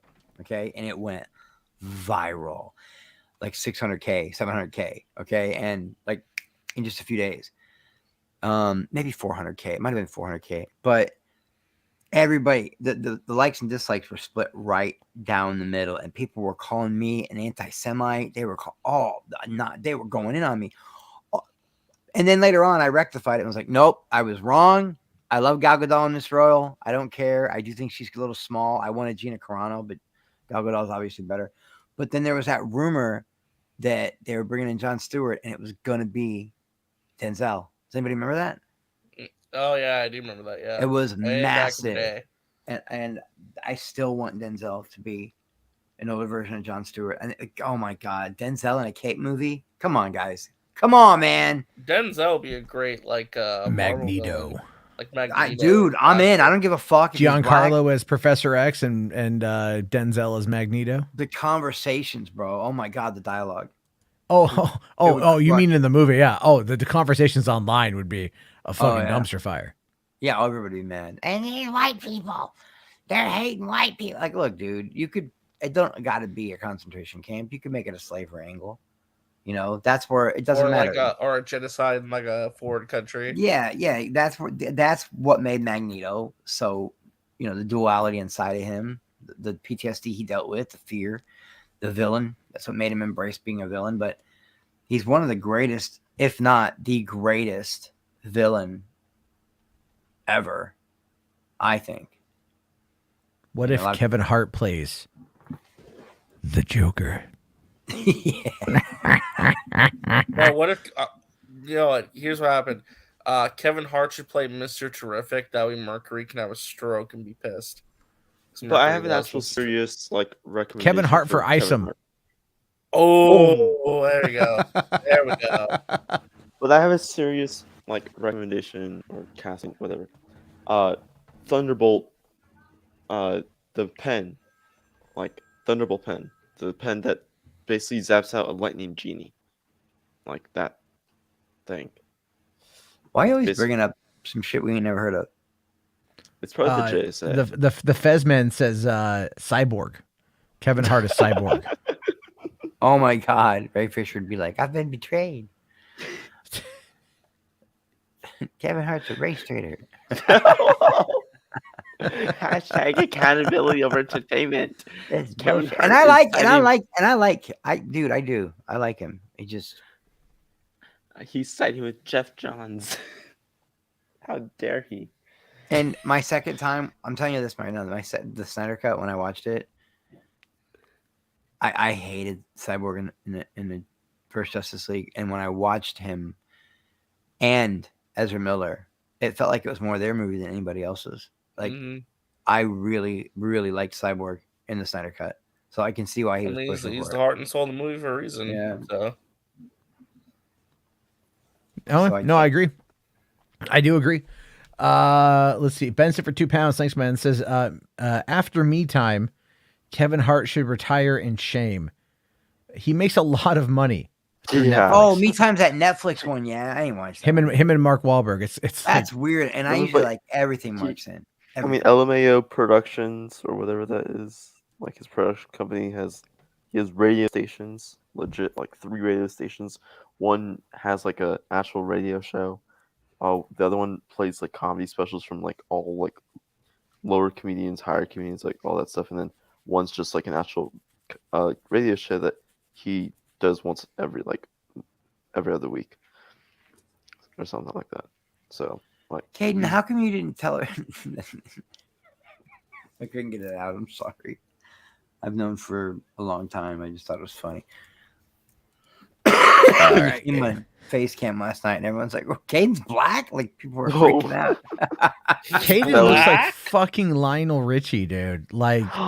He's literally on camera. I literally put dancing on the ceiling one time, Maddie, in the chat. Cameron dancing on the ceiling because I think he looks like Lionel Richie too. He does. I'm all this played up, man. Make a Tinder profile and just you'll get them. Lionel Richie's son. Oh my God, dude! If you will score so many cougars. Oh, that's all I can say is, man. Look, welcome to the world of getting split whenever you want it. That's the nicest way I can say it. You're gonna get as much. Slay queen. God, I hate that motherfucker. I really hate that motherfucker, man. You just triggered me. Wow. Oh, you think that's bad? Ow! Yeah, that was some of the most cringe shit ever, man. Why? Oh my God. Well, what made Grace say I'm gonna like howl like a wolf at the start of Oh, the she video? was It talking was the about Werewolf by Night. Werewolf by Yeah. Night trailer. Yeah, for I know, but like still, like why? Everyone, let's howl now at the moon. Did anyone even care to watch my little? I stayed up late to watch that. Wasn't interested in it at all, and it's my favorite piece of face. I now. still have not seen it. And I put a that. video out about it, guys. I was Well, like, well, I was watch gonna watch it. it today, but then like I watched because my girlfriend took my 4-year-old on an errand. They were gone like 4 hours. It was me and the 3-year-old, and I'm all like, I was trying to get her to go lay down for a nap, and she was just no. I'm like, fuck. 'Cause Matt, I could watch. I shit you not. They could have put a soft R on this. They could have made this. Is this an R-rated show? Hollywood Did they After tell you Dark. Are you fucking kidding me? The Werewolf After Dark show movie. Oh, it's Werewolf. 14. Okay, yeah. I'm really high right now, guys. And I have COVID. You're like, Fucking great. is this a fucking? Can I say fuck on the show? That wasn't talking about your show. I was talking about they could have put a hard R, I think, on Werewolf After Dark. I think just because of the I gore. think that They would have done that if it was in color. Yeah, just because. Oh, that does Oh, make sense. Mortal Kombat rules. They went there, didn't they? Smart. Anyway, Matt, go if you want something to watch. Because I know you. And Yeah. me, Well, how we- I can't do it how we tonight. 'cause feel about Halloween, but your next spooky thing, and we enjoyed Halloween, guys. We just some of it we didn't enjoy, but it's a good solid. Overall, I liked what they did with the Yeah. entire trilogy. I think what they did with the whole trilogy, I vibe. I enjoyed the last 40 minutes immensely of Halloween Ends. That's so good, and I love the subtle social issues they put in there. It's so good. The staring into darkness. That's staring. What into I the love abyss, is, dude. yeah. Can we talk about Halloween Ends spoilers for like the next 10 minutes? I haven't seen it yet, so if you do, I have to dip. Okay, yeah. Cool because I got to get to bed anyway. Okay. Because I have my mom's coming in the morning. She's driving up from Portland. I totally forgot. I'm like, fuck. But no, I can dip. I gotta get some water anyway, so I'll let y'all talk about it. all right. All right. Much Thanks, love. Love you See you guys. later, RJ. Bye. Thank Bye, you. RJ. You Didn't he fucking stream tonight? He streamed this morning with Saggy. Oh, okay. Did he host it? I think Because so. everyone keeps saying like RJ's out of retirement is what I've been hearing. Nah, yeah, because he put it on both channels. He put it on he put it on Max's channel, and he put it on fucking his own channel. Right? He lasted a fucking week. Yeah. But He if you want to lasted a get that fucking- taste of like really serious Halloween out of your mouth, dude, I'm telling you, I didn't think I was gonna like this shit at all, and it is so fucking good. Werewolf After Dark is so good. It's my favorite shit. But then again, everyone's like, yeah, but Chris, you like She-Hulk. Look, I promise you, Werewolf After Dark is worth all 55 minutes, man. It's so fun. He says, I'm still kind of retired. You're not John Wick, motherfucker. Yeah. All right. He's Go, like, listen, go tear up your floor, get the gold coins, grab the fucking 50 cows, and get your fucking ass in your muscle car because you're not retired. He dual streamed today. I'm gonna Yeah. pee real quick. I'll be Oh, right. right. Real quick. Yeah. H Barcy for $2. Thanks, buddy. Says Uncharted 4 needed a supernatural element. I absolutely agree with you. It also needed a lot more combat sequences. That was my bigger my bigger complaint with Uncharted 4. I thought the writing was great. The gameplay was awesome. But they pulled the same combat engine from The Last of Us. So I would have loved to have seen, because that had a lot more reactive. The AI had a lot more reactiveness to like combat, right? So the enemies were a bit more lifelike and reactive and everything. And yeah, I got to go back and play that one again. It's been a while. I also enjoyed the what was that one they did? The spinoff with Chloe. I forget what it's called. It's been a few years. So It's Werewolf by Night. I just realized I called it Werewolf After Dark. yeah, you're like, I'm all like, what are you talking about? Werewolf. It just dawned on me because I saw the chat and I'm like, oh wait a minute, it's Werewolf by Night. What the fuck is Werewolf After Dark? That sounds like a rock show. Like Werewolf After Dark. it sounds like a DJ show. You know, like Yeah, it's like Wolfman oh my Jack. God. That's funny. I am way too high, but Jeez, it's craziness, brother. Crazy. All right, here. So yeah, for the next couple, like we're gonna do Halloween end spoilers.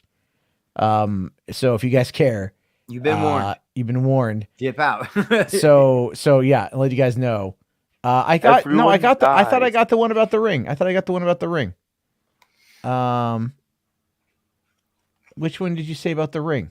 Oh wait, I thought that, no, maybe it is up there. I didn't see it. Hold on, let me double check because I thought I got the one about the ring. Oh no, where he says the One Ring.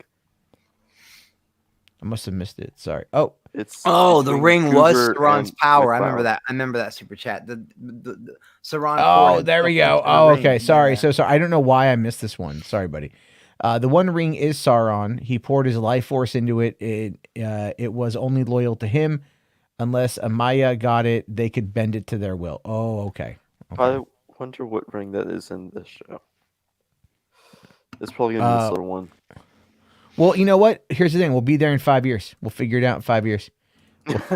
You know, that's God, it's the journey. 53. Like you'll be 53. I'll be I'll be 45, man. 53 Yeah, fucking years old. you're getting fucking old, man. I'm already, and then I'm Gen X, but man, I feel I'll like be a boomer. I'm not gonna 24. lie. 25. All right. Shut up, kid. You're like, because he's a kid. Well, you're a young man. You know. Oh, he's got the Blops too, man. No, that's Modern Warfare 2. He's got. Yeah, I'm excited for that. I almost canceled my. I pre-order. made the decision that I'm not gonna get it, and I'm just gonna wait for Microsoft to acquire Activision and then to go to Games Pass. And by that time, all the bugs will be worked out. Bro, you're never getting a Call of Duty on Game Pass. Ever. Bullshit, dude. You know you'll get it on Game Pass. We'll see. I don't see that's that entirely the point. That's entirely the point because they'll make a ton of money in microtransactions like fucking Fortnite does. Yeah, Fortnite pulls in like $3 billion a month in microtransactions, man.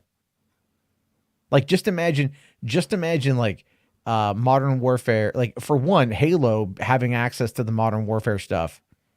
Like having I predict that if they actually if Microsoft acquires Activision, the Halo they're going to close 343 Studios and migrate that over to Activision. I've heard they might go mobile with it. I mean, they could do that too. And we're kind of at a point. PUBG's mobile, Fortnite's mobile, your mom's mobile. Oh. I'm slow on that one. Yeah. Oh. Hickory dickory duck. Your mother sucked my cock. Oh. I want to watch here's the thing, Caden. You do not know who that is. You do not. You know who that is, don't you, Chris? Oh, I guarantee you, he doesn't know who that is. Ford Fairlane was one of the greatest movies ever. I love Ford Fairlane. That's Ford. Yeah, The Adventures of Ford Fairlane was great. I mean, it's Andrew Dice Clay. Andrew Dice Clay is like, he was always introduced to me as like the foulest comedian of all time. At the time, he was, man. Like there's a cool movie if you can find it. I saw it on HBO a long time ago. It's basically like, it's kind of a Die Hard knockoff. There's like a Miss America pageant. There's a pageant happening. Andrew Dice Clay is like a terrorist. A terrorist is, he's a bad guy. Right? Takes it over, takes everyone hostage, wants something. I forget what it is. And the one person who starts to fight back is Shannon fucking Tweed. Oh wow! It's a Shannon Tweed movie. It's a Shannon Tweed movie with Andrew Dice Clay as the bad guy. I watched it once on HBO. It was actually pretty solid. I mean, I love B movies like that. You know, I do. I love it sometimes, and sometimes you find a good one. You find a gem out there, man. There's some you find some good shit there. All right, yeah. So what was I had something. Wasn't he recently in Star is Born? Was he? The Dice Man was in something recently. He looked old though. He's getting old. I'm surprised he's still alive. To be honest with you, it might have been a few episodes of The Sopranos. I mean, he's 65. So that's crazy to think. He was in Pam and Tommy. Yeah, he was in Pam and Tommy. Yeah. Oh wow, I've never seen that. It's actually pretty good. It's all right. It's actually. I heard about that. Yeah, Benson was watching it when it was on, and he was very much like, "You got to see it, man." He played one of the mobsters. Yeah, like Louis Butchie Perino. Yeah, Butchie. And he was in A Star Is Born as Lorenzo. So he's been. There's a TV show, Dice. He was There's a new documentary about him out right now on Vice called The Dark Side of Comedy, and I really they did Chris Farley. They did a few of them, and the Andrew Dice Clay one supposedly broke records. So I want to see that one. Nice. So I'm trying to see if I could find the movie that he was in. Because I remember he was in it. Let's see. Did Gene finally marry her? Oh, it's called No Contest. It's called No Contest. No Contest. Andrew Dice Clay, Robert Davey, and Shannon Tweed is the movie. I have a question before I forget. So before we do the Halloween spoilers. Do either of you? I can't leave the house because I got COVID. And do either of you know how I can watch Clerks 3? Is there a way I can, I'll talk to you afterward. Okay. Let's see. Okay, so here's the plot for No Contest, right? Andrew Dice Clay takes over a hotel during a beauty pageant, taking several pageant contestants hostage since one of them is a rich senator's daughter. And that's Shannon Tweed? No, Shannon Tweed is the woman who fights back, basically. That's funny. Shannon's a badass, though. I like Shannon's B movies. They're good. And you always get to see some boobage. You know what I mean? She's gorgeous.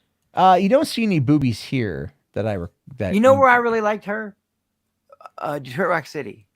Oh, that was great. Yeah. When she had sex with the kid, you know, and that was awesome. She's like, I just wanted some dick from a young kid, you know? It was awesome, dude. It's, I mean, sure, this is a 1999 comedy called Detroit Rock City where she has sex with Edward Furlong, John Connor. And, was it Edward Furlong? Yeah. It was Edward Furlong, yeah. Also, James DeBello's in it. What's her face is in it? The Russian girl. Melanie Lewinsky? No. From Orange is the New Black. The Russian girl. American Pie. She's actually Russian. Fucking. She's got a funny name. She's in that new Russian doll comedy on. Lin Shaye? No. You'll know her name when you. Oh my God, where's the fucking pause button?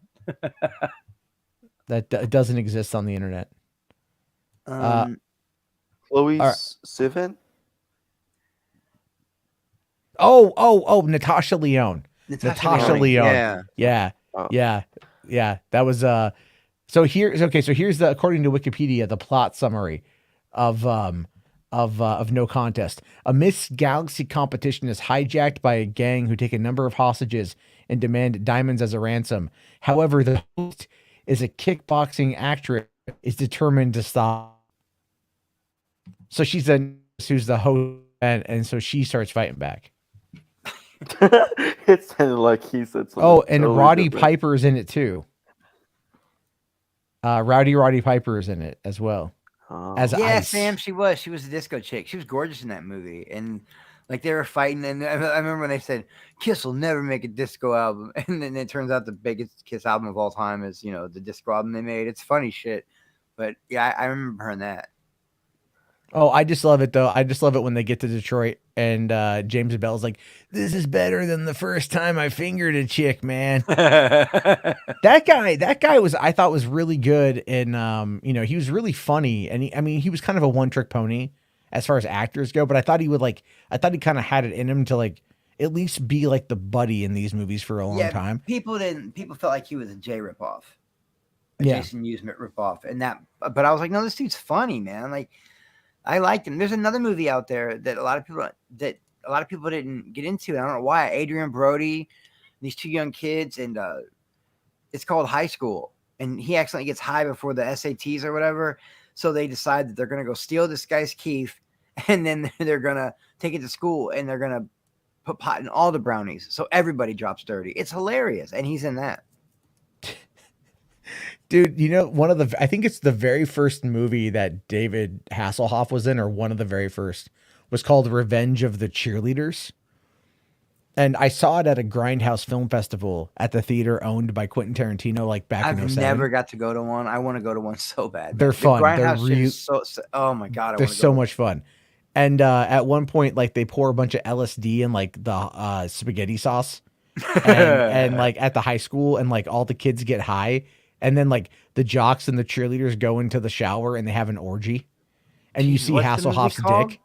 It's called Revenge of the Cheerleaders, man. Revenge of the Cheerleaders with David Hasselhoff. It's such a fucking. Oh no! Guess what? Guess what his character name is? The Hoff. Boner. Boner. How old was he? This is fucking mid-70s, dude. Oh, this is pre-Knight Rider. So Yeah. he's young. Okay, this is pre-Knight Rider, pre-Baywatch. No shit. Oh yeah, Grindhouse man. is the It's shit, dude. Grindhouse is so fun. they're definitely a lot of fun on that one. But all right, okay. So McLeod here, we'll do this real quick. He recommends this one. Then we'll talk some fucking Halloween real quick, and then I gotta go to bed. But all right, this is Rogue Heroes Season 1. Apparently, it's a badass trailer. I like In a military world television. where there are no rules, no order, You don't get a lot out of no the organized plan, Africa theater. DCEU on the wall. let's take matters into their own It hands. takes place in the DC universe. Does it? It has man. DCU on the wall. It was Oh DC. goodness, this must be serious. You say. The Germans keep advancing while we fold our arms. I have an idea that might move the war in our favor. Is that Dirty Deeds? Yeah. It is Dirty Deeds. Wow, dude. See what I mean? They put We're so many bringing great together shows out men like of a this, Maddie, and they particular get caliber, buried. and you are amongst them. That's the dude from Sex Education. Finally, I That's Theon Greyjoy. Welcome Yeah, to this this looks new fun brigade. as shit. I'll That watch guy. this. The SAS. He plays like Who a are the bully SAS? to Oslo You Brothers are for the his character. SAS. Special Air Service. Long live the king. The British are losing the war, and I intend to do something about it. Is that Sophia Botella? This is SAS It looked base like her. camp. We have a license to behave badly. How many women have you slept with, Rob? 12, sir. Welcome to the SAS. We have only one order. Go, kill, return. Good evening.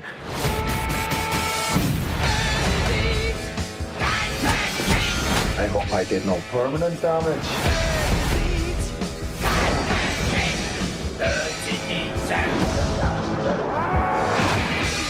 We are a long shot. A shot in the dark.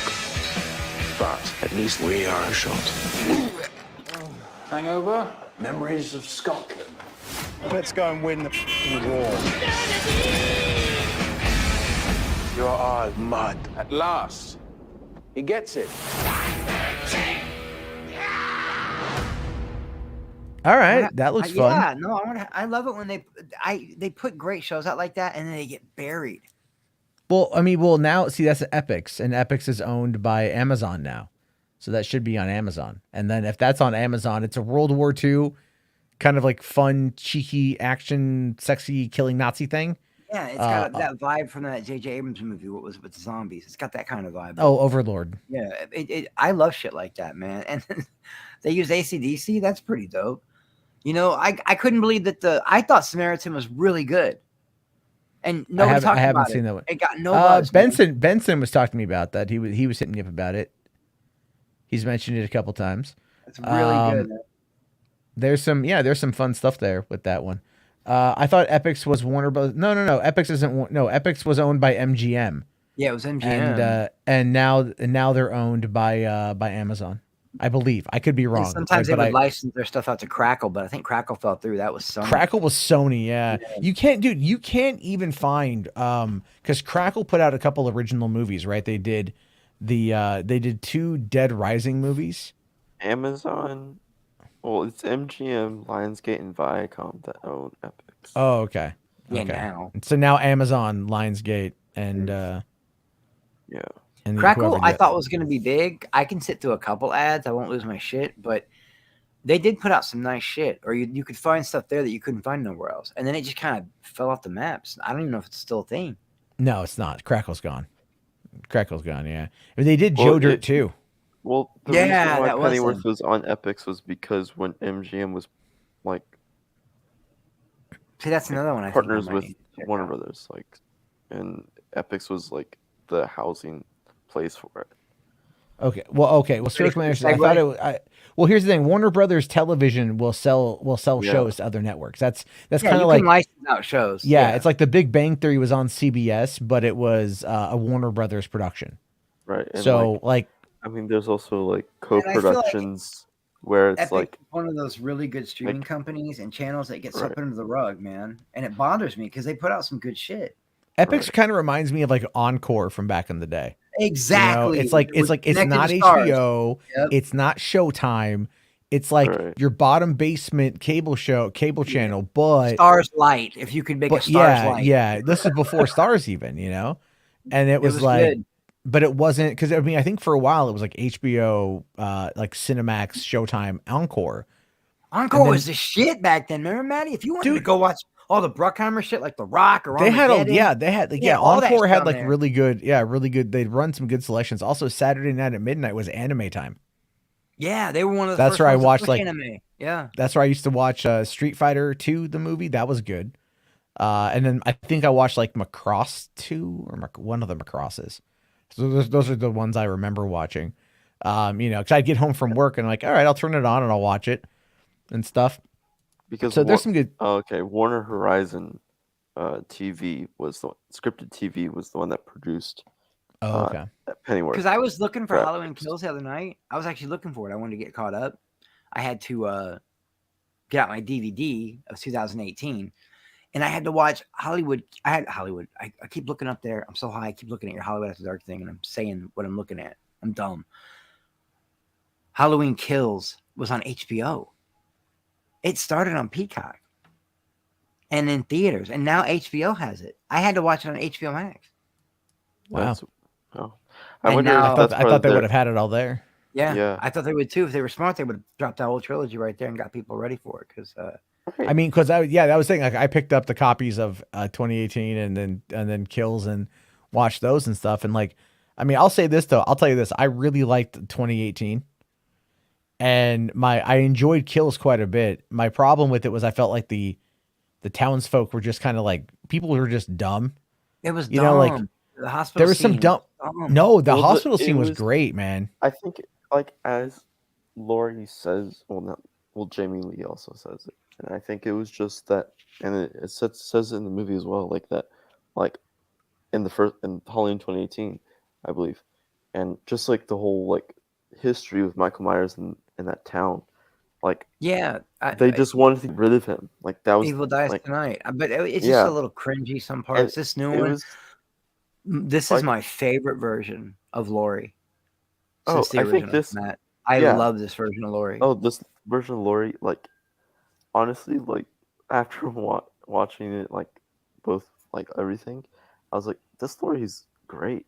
Like, she's great. She's just like, I don't give a fuck. I gotta live my life. right. I She's gotta like, live my life. You know. And she's like- That part cracked me up though. Like the opening of Halloween Ends, and she's like a Betty Crocker wannabe and shit. right. Yeah.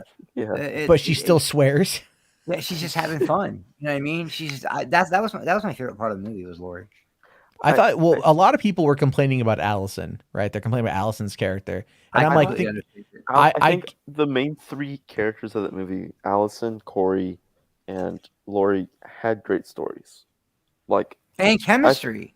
like they all, yeah. I think When Laurie's it's like- rocking back and forth on the chair, and she's like, "I know I what you just are. I think- know what you've done, but I'll still help you, bro." Yeah, I just think that like they set up so much with Corey in this well, she movie. doesn't know what he had done at that point Right. necessarily. No. She didn't know that he had killed people, Right. but she could, like she could see something was going on there. She saw Um, Michael she in can him. sense the She saw darkness Michael. because Yeah. Yeah, I mean, like, yeah, she can sense it. Just when She's he been grabbed him around and it for choked so him, long that I felt think, that transfer. You know what I mean? And I Right. I felt what I the was movie was like, trying to do. what? You got to get. It was almost like a Jason versus Freddy thing. Nobody remembers Freddy, so you got to get out people, get them scared and die. Well, in order for Michael to get his power back, he has to kill people. He has to. Right. So they went on that killing spree together. You know, Well, there's only one also, part like- I didn't like. You ain't gonna I come on, think man. You ain't wrestling. You ain't wrestling the mask away from Daddy like that, Matt. Oh, You're not going in there and that beating scene. up Michael I Myers. honestly thought that scene was a bit weird because, like, okay, you had the scarecrow mask. You're like, okay, like he's gonna go full throttle with the scarecrow mask as his sigil. Like Michael Myers has that mask. This is gonna be his. but he And wanted to take the power. He wanted wa- Michael's like, He power. wanted the power. Yeah, he wanted the power, but I'm just like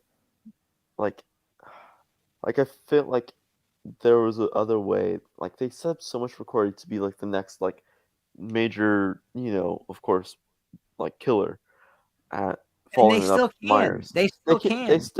I wish that they would have done something to be like, oh, Corey's missing in the scene when the cops Well, come he in. snapped his neck pretty good though. He might. Yeah, he had he did. like a flat out like massive open wound in his Yeah, jugular. I don't think he has. But And the then thing like is- his but the neck thing is got that snapped. happened to That Myers, motherfucker too. ain't getting up. But the That Myers- fucker ain't getting up. That happened to Myers too, where he At full was- strength. You could tell they were literally playing Michael down in this one, saying he's weak. He's weakened by all this shit. He Right. well, I mean, he won that fight, but he Well, got I mean- beat. He got the shit beat out of him by a whole town. he's weakened because he's been in hiding for 3 years too. Yeah, and he hasn't been Right. killing very many people. He's been killing probably once a year. like well, yeah, because like that homeless guy was like he brings people in there, but he let Yeah. you go. Right, he let you you know, out. and then Yeah. but then that guy just immediately pulls a knife on him, and then like I was like that homeless man. I was like, you ain't. Oh my god! I was like, you stupid homeless man. Like I honestly thought the homeless guy was Michael at first. I thought I was like there looking for his something eyes. connected. I was Yeah. like, okay, like there's clearly either the homeless man also has seen the darkness in Michael and is like just like staying where he is because his mind is already messed up enough where he's not going to go out and start killing people because he's almost. Well, I remember in the second one they kept saying they took away the Lori sister thing, and the whole Lori was just in the wrong place at the wrong. Brodan had to explain this to me. Lori was just in the wrong place at the wrong time. He just wanted to go home, and he murdered anybody in his way. That Well, simple. Yeah, and also another thing was like his obsession with Lori. Well, like, is that It's weird that he knew where she was that whole time and never tried to go kill her. Well, I think it was one of those things where he knew he was weak. He knew that Lori was stronger than him, and realized She was so badass in this movie, like- man. She really was. like I can't like Myers knew exactly I'm not gonna do it. I'm gonna have Well, to build up my energy back up. I think he went into hiding, and then but like it was whatever was driving him, just Was maybe gone. he just Yeah, he was something was complacent. gone about it. Like I mean, he just took didn't a give he a took a fuck. big ass beating at the end of that movie, at the end Yeah, of he did. Kills, and then he kills Karen, and it's like okay, and then he just kind of like fucks off into the night and shit. And I'm like, Right. all right, like I get it. He's dipped because I thought Halloween Ends was gonna take place like right after Karen's death, Well, like the thing before is- before dawn. Yeah, Well, the- yeah, no, but like it takes place well, the 4 years thing later. is with when they like David Gordon Green's like, oh yeah, it's gonna take like place like 3 years after 2 to 3 years after. It's like kind of takes place during the pandemic. People are gonna be at their homes, so it's imagine like people in their homes and Michael Myers coming and attacking them. And I'm like, and I hear that quote and watching this movie, I don't see really any much correlation between the two anymore. I'm like, That opening scene, man, they really went there, man. You oh, rarely see that opening kids. scene was You just rarely crazy. I see was kids just- die on screen. It happens, but very rarely. Yeah. That age. Well, very- but I see in that of course I really enjoyed because that tied in to like the parallels between Lori and Corey, right? Right. Because like that little kid is like fucking with him and shit, and then he kicks open the door and just knocks him off the fucking thing, Right. and Smash the and, like, fucking- oh my like God. yeah, just bashed, like holy shit, he's dead. But then Corey's like, it fucked him up, really fucked him up. But then the town had already been, because that happened in 2019, so a year after Halloween Kills Right. was the And opening the of that. scene where Lori goes to talk to the guy playing pool, the father, Yeah, and he's And, like, like- I never believed Corey could have killed my kid on purpose. But when I saw him on the street the other day, that was something different. I Yeah. saw something that wasn't Corey, and he's like, now has that always been in there, or did the town do this to him? I was like, bro, that's the whole movie. well, because that's I mean, yeah, it's that's more than just. It's like, it's the town, and Michael, and then. But the thing is, the reason why Michael is that way is because of the town. So it all leads back to the town. So it's like, that town is messed up, dude. Well, I think again, it's. I mean, there's philosophy there, and there's again the metaphorical side of it. Right. My take on it is like, Michael had, when he came back in 1978 and he killed those people, he disrupted their innocence. Right. And, and like what it was is the collateral damage that came out of that. When he killed his sister, there was that collateral damage, but ultimately he went away for a long time. Then he breaks out, he slaughters those kids. Hawkins shows up, accidentally kills his partner. He's talking to his sergeant. Sergeant's like, he understands it's an accident and says, hey, look, like basically the road to hell is paved in good intentions. Right. I'm paraphrasing, but that was the whole thing. Again, like him trying to do the right thing fucked up. Lori, was hiding in a cage to lure Michael to her, not caring if she died.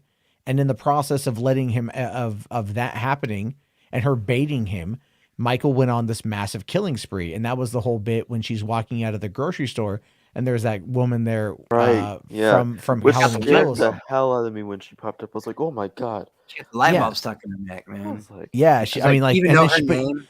but then like, yeah, right. And And I'm then like, damn, but that's then some like, deep shit. but dude, like in that fucking part, man, like Michael just like stabs her husband and then just keeps like grabbing knives and like plunging them in his back while she watches Yeah. and is powerless to do anything. Like, holy shit. I was like, fuck, man. But then that scene was like, Lori's smiling. She has a little bit of a lighthearted moment flirting with Hawkins a little bit, And then like she just gets called back to reality on it. Never mind later on with Corey when he's at the party and he's having fun. And then he comes across the mom, the kid's mom, and she's basically this. It's a parallel. How dare you have fun? How dare you feel this way? How dare you have a life? The dad's the exact opposite. The dad's the exact opposite because again, it's how people like they moved out of their house. Like they didn't even like clean up the blood on the floor. No. She held his hand as he died too. That was so crazy to me, man. I messaged Brodan and I'm like, dude, this is a stupid ass Halloween movie. Why the fuck am I getting emotional at the end of this? I think it's because I knew Michael's gone. Yeah. We'll get it's like again, like at the end when Michael's dying and she's holding his hand as he dies. That was I love that. I love that, bro. They've been through so much together. They are kindred. Whether Lori's the good guy and he's the bad guy or not, those two are kindred spirits. Because Lori tells dude straight up, well, we're all fucked up. I'm way fucked up. She told that kid, I'm fucked up. And what's as me and my aunt were talking about it after we saw it, I was just like, what's so crazy is that although yes, like that scene where they're hammering him down to that table, well, not hammering, really panning him down to that table with knives and cutting his hand in half and all that. When he's pinned to the table, that part was fucking cool, man. And then where she slices his neck, and then all the blood is dripping down. She bled him out. She wanted to make sure this time he was dead. She field dressed that motherfucker. You know what I mean? When he's pinned when she pinned him to the table, the way he's pinned all those girls to those walls, and his head cocked sideways. When her head cocked sideways, I was like, oh shit! Yeah, I thought they were gonna go there. I thought she might kill Allison. I really did. Oh. And they could have went there, but they didn't. I think they took a lot of big swings on this, man. I know that's cliche and everybody's saying that, and this is going to be a very divisive movie, but they ground him in a fucking dog meat. If he comes back this time, you're just going to insult the audience. I think if people were expecting a Michael Myers movie, they would have been disappointed. But if you were expecting a slasher movie and just in some sort of level, then you would be like, okay, this is what the first, the movie kind of felt like Halloween 2007 a little bit. Where the first half of the movie is one story and the second half is another story, even though they're connected. Right. But I mean, they obviously had to establish the Corey thing and the connection to Michael and how those guys have Corey kind of he's angry. He's angry and Michael, I think, senses how angry he is, how Michael is angry. And he leaves him there or he lets him live. And then something does change in Corey and he starts kind of feeding into the power. That's kind of why I think Corey wanted the mask because the mask is the source of the power. Yeah, what do you call it? It's like the symbol of power. It's not the actual source of it. It's what's the source of also fear? And the last scene is that mask on that table. The mask is the symbol of fear and the source of fear, and it gives the person metaphorical power. Well, Michael's darkness is what gives the person actual power. And darkness. A lot of people are going to really be divided on this one, but I'll bet you the average score is going to be a 6.5 or a 7. It's definitely not. I mean, whatever it is, C+ audience score. Oh yeah. I was looking through the tag on Twitter today, just looking to see what people are saying, and it's a lot are saying this movie is fucking terrible. Some are saying it's really good. Others are saying Michael's barely in it, man. Michael's because that's kind of I think that's kind of okay, because it's realistically speaking, you've got the first movie, which is just a slasher film and it's good.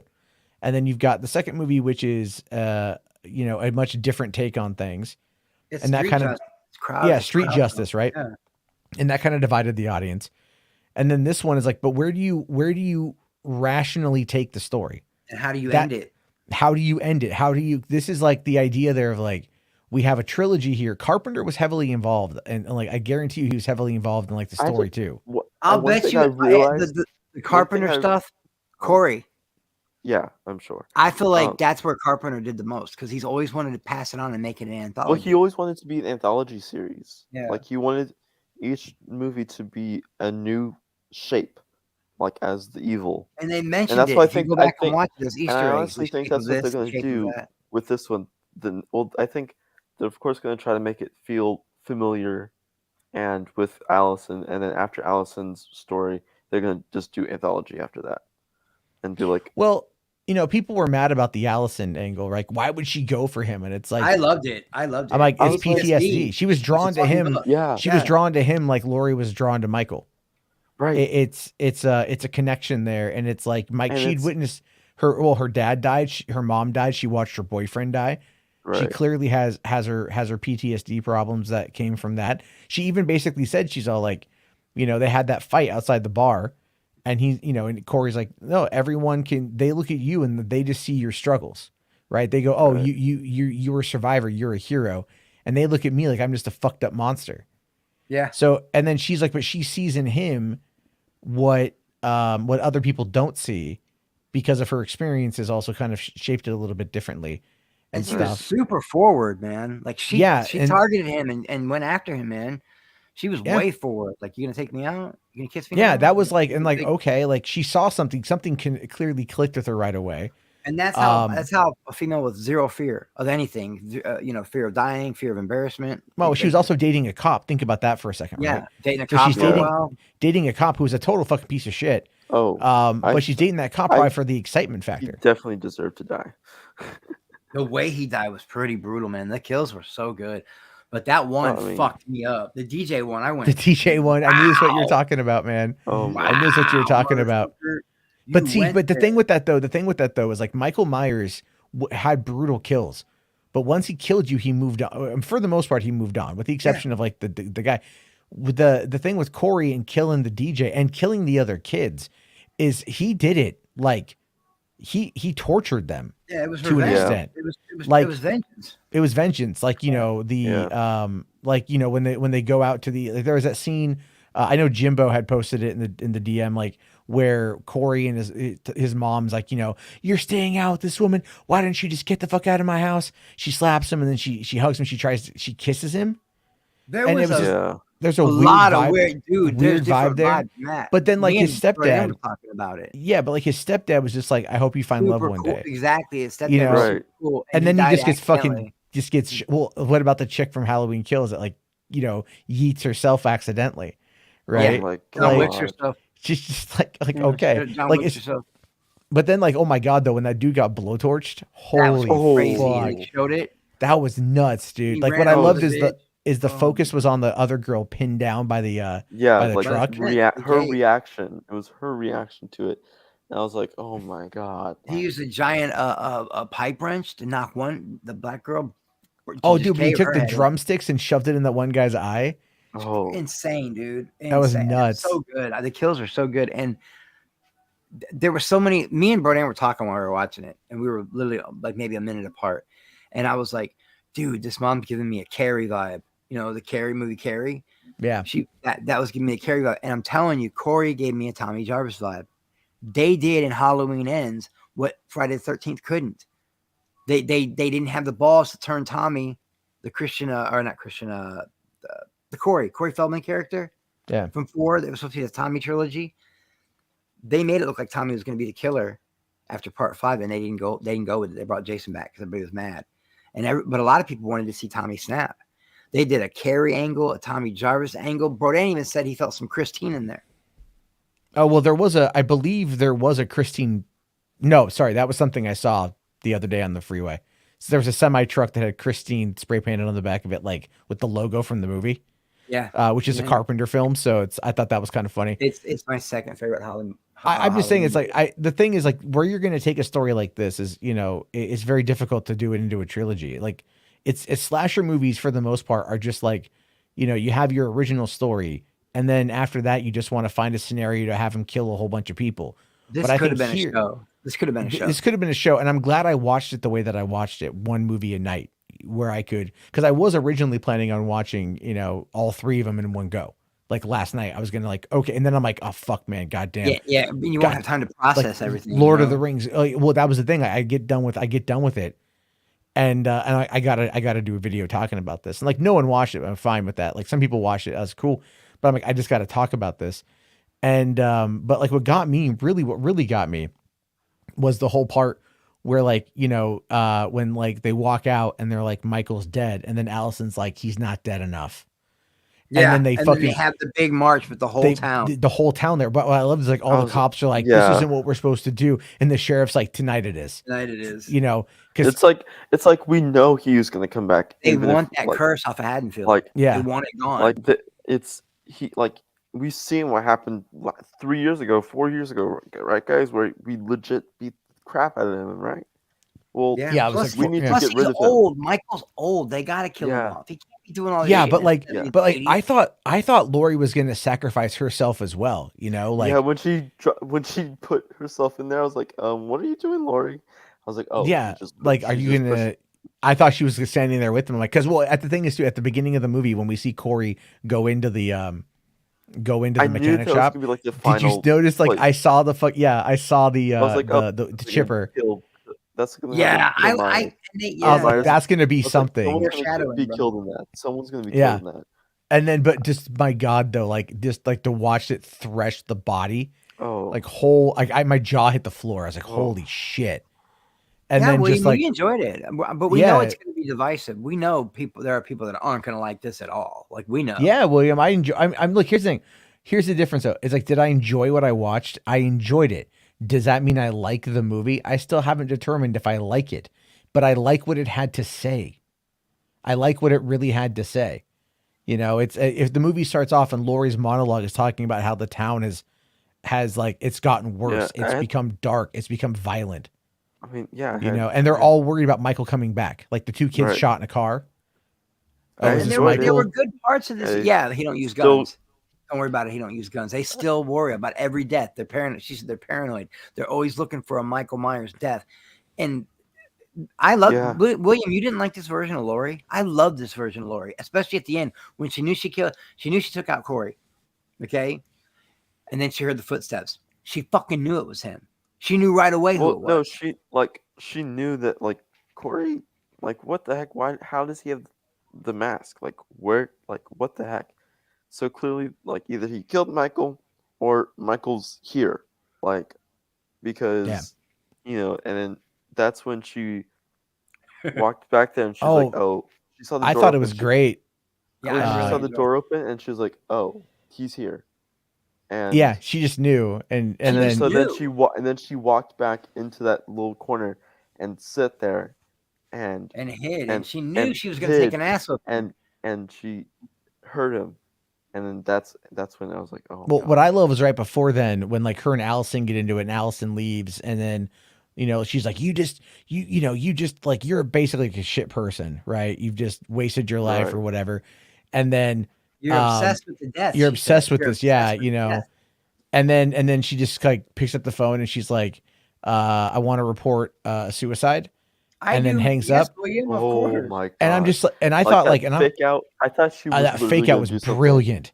I thought she was going to. I thought somebody was going to get killed. I thought Allison was going to kill Lori, or Lori was going to kill Allison, or Michael was going to live and kill them both. I knew she was going to kill herself, but I thought she was going to seriously go through with it. I thought one thing. I was like, okay, she's gonna eat when she shot Corey, or the pumpkin, and I was like, okay, she's going to kill herself by having Corey kill her. Then okay, what's really gonna happen now? And I was like, because I just love that. Oh, you thought I'd really kill myself or whatever, and then she just shoots him twice. Yeah. And then she shoots him, and what I enjoyed about that was he falls down, takes off the mask, she sees that it's him. She fires 2 more rounds into the air, and then she's like, "The gun's empty. Fucking come at me, bro." Yeah, right? She's like, "We're gonna end this." And then I just and he plays her. He plays her, and I'm like, "Oh my God!" And if I can't have her, no one will, sort of thing. Yeah. And then he kills himself and plays Allison and plays Laurie in that scene where it's against like, each other. and I like honestly think that Corey was trying to get Allison out of there, so then it's just Laurie and Michael, and it's just them two, and they can It kill was each so other. good. Do you And think then- do you think Corey would have continued to kill if they would have left Haddonfield?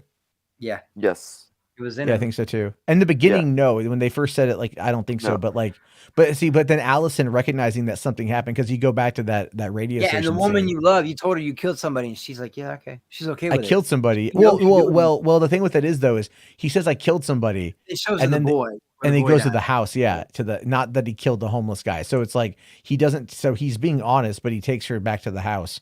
Yeah, And, he's saying that I killed the little boy, but Yeah, that's what it was. like he's being honest about that, but he's not going to say anything else in his dark. But well, did you guys catch like when Allison was leaving and she saw the fire from the radio station, and she Yeah. knew that was She Corey. knew that was Corey. Oh So yeah, then she goes Tower. back.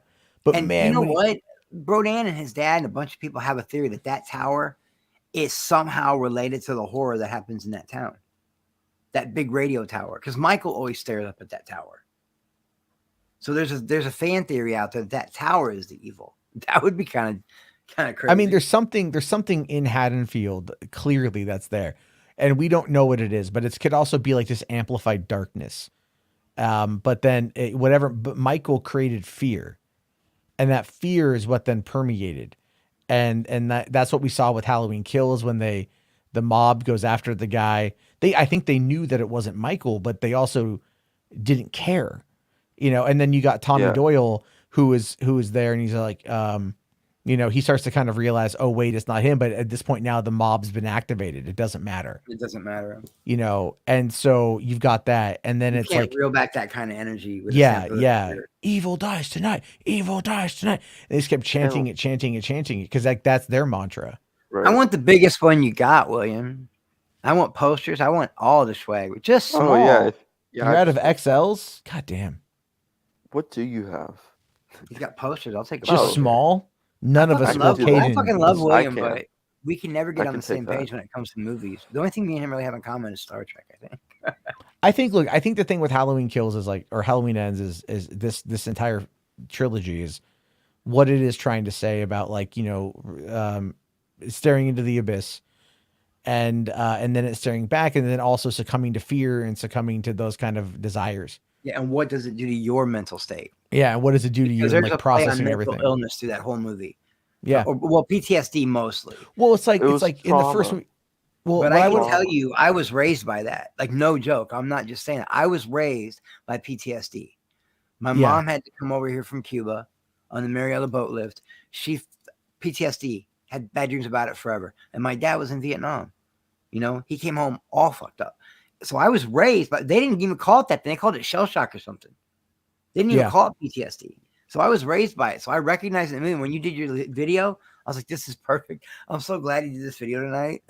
I was like, yeah, he probably did it because I was sweating his ass too, because I was going in on him, man. I He, will like, screeched no. away. I just Dead. literally I've been thinking that since watching Kills. I was all like, oh, okay, they're talking about trauma. And I've been learning a bit more about social emotional learning, things like that. So I'm like, okay, how these things can just kind of spread. And Right. if you look at it's also kind of an allegory for even toxic fandoms and shit, Yeah. right? Like it's just I mean, I was just having this conversation with my cousin tonight. I was like the recent horror movies, old slasher movies in particular, with Scream 6, it deals with Scream 5, it deals with toxic fandom. See, I still haven't seen the new Scream yet. I need to. Yeah, you do. Matt is so behind. I am. There's I so much other really am shit. wanting to just watch more Yeah. movies. I had a blast watching all three of these. You need to just even take, even a though week off, man. I wish I mean, now that that Lord of the Rings is over, fucking She-Hulk is over, I got to catch up on Andor, and everything else. I'm But one it's episode behind on Andor. Yeah. but it's I'm 2 episodes behind, but that's an hour, hour and a half maybe. That's not a Right. problem. I could do that. I was gonna do it tonight, but it's I got to go to bed because it's already 2:00 in the morning. My mom's gonna be here in the fucking early and shit. But I think it's looking at this movie as a whole, I think you have to kind of gauge the entire trilogy as a whole.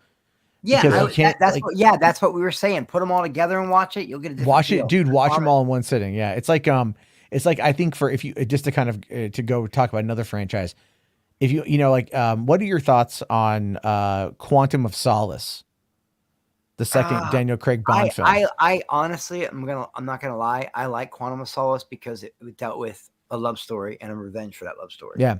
That's why I enjoyed it. Sure. But a lot of people don't like Quantum of Solace. Yeah, it's one of the more, I know. But Brian here's doesn't like it very here's much, the thing but with that, right? I'm a sucker Watch for a it. good love story. Watch it back to back with Casino Royale. Yeah. And by the time you get to the airplane scene in Quantum, fucking adrenaline through the roof, dude. Yeah. Like, those movies are like, Quantum was heavily designed to model after the Jason Bourne phenomenon at the time. Right. Because, like, you know, Casino Royale was very much like, it was a straightforward action movie. It's a great fucking film. good though, man. Like, It is God, great. man. And then, but they saw the success of the Bourne Supremacy. Bourne Supremacy, Bourne Ultimatum. And I think even like Bourne Ultimatum came out a year before then. It was 2007 for that. So you can tell they wanted to make Quantum a lot more like Jason Bourne, but the frenetic energy that comes out of Quantum when tied into the death of Vesper Green, you're like, Daniel Vesper. Craig acted. Yeah, and the way he acted, phenomenal. Like, he was a robot in that one. He didn't. Oh care. yeah. He just was going in it. Like, I still think, like, again, like when they dropped down and after the one, you're making me want to watch them. Dude, fucking, I love Casino Royale and Quantum back to back. And I think they're like, and again, like in Skyfall and shit, I still haven't seen No Time to Die. I need it's on Amazon. I got to give it a watch, but those are just like good combination films to watch. Sometimes these movies do need to be watched back to back. Back to back. Or And it just, yeah, like, because it just gives you the opportunity to keep the story going without, and I mean, maybe not even back to back. Like, you could do like one a day or whatever, but it's like, just when the train, Maddie, the train is like wrecked in half. He's been fighting, sniped, all that shit. He jumps in the train and he pops his cuss. Oh yeah. I'm like, that's the most James Bond fucking shit you are ever gonna see, dude. Oh, in Skyfall? I love that fucking scene in Skyfall, bro. It's yeah, so Skyfall. good. Skyfall is a great fucking movie. I don't know what the fuck happened with Spectre, but goddamn. It's not that Spectre's terrible, but they wrapped it up in a way that you're like, okay, that's a thing. But you know, it's not, I mean, again, I like all the Bond movies. There's not a bad Bond movie in my mind. There's a couple I don't like. There's a couple that maybe aren't as great, but they're still like, I think Moonraker is one I don't really like very much. What's the one with the big gondola?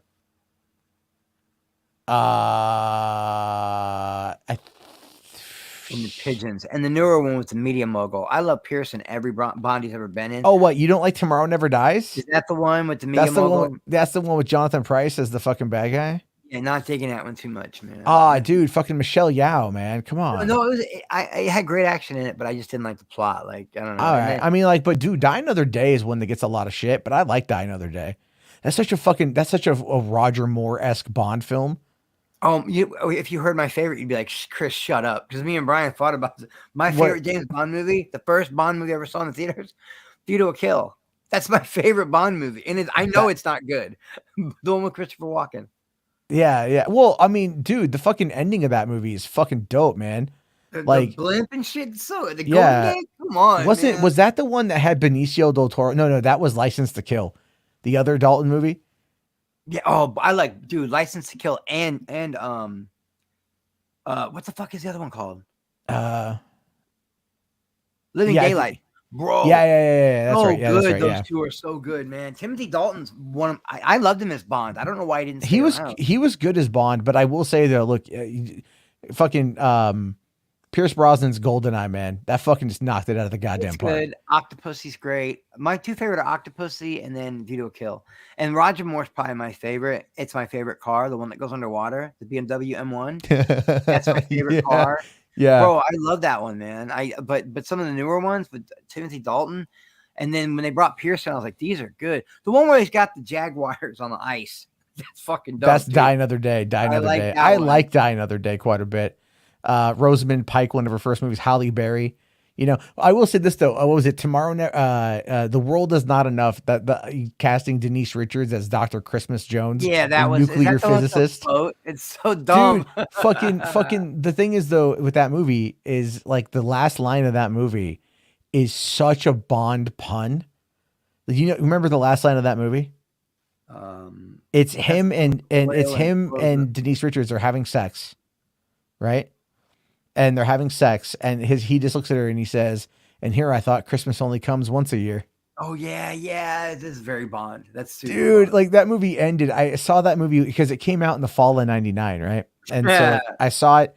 It was the last movie I saw in Portland before I moved down to San Diego. And I remember walking out of the theater and I just went like, the fuck kind of last line was that? But it's always stuck with me. But here's the thing though, because we do need to wrap it up. But Robbie Coltrane died today. He was in both GoldenEye and The World Is Not Enough. Where was he at in GoldenEye, man? He was the Russian dude. He was the contact in Moscow. Oh, he absolutely was, man. And then he got killed. He got killed by Sophie Marceau, or no, it was Robert Carlyle was the villain in The World Is Not Enough. I'm telling you, Famke Janssen killed it in her role. And Xenia Onatopp. Oh, dude, she was that the movie, first Black Widow. I'm not even kidding, dude. that movie came out when I was 13, so I was like, hitting the sexual, puberty shit. And I just saw her. I'm like, She's like beating her up, and he's like, "Oh, you like this?" But he doesn't know she can fucking kill him with her thighs. That's I love that's assassination attempt is that you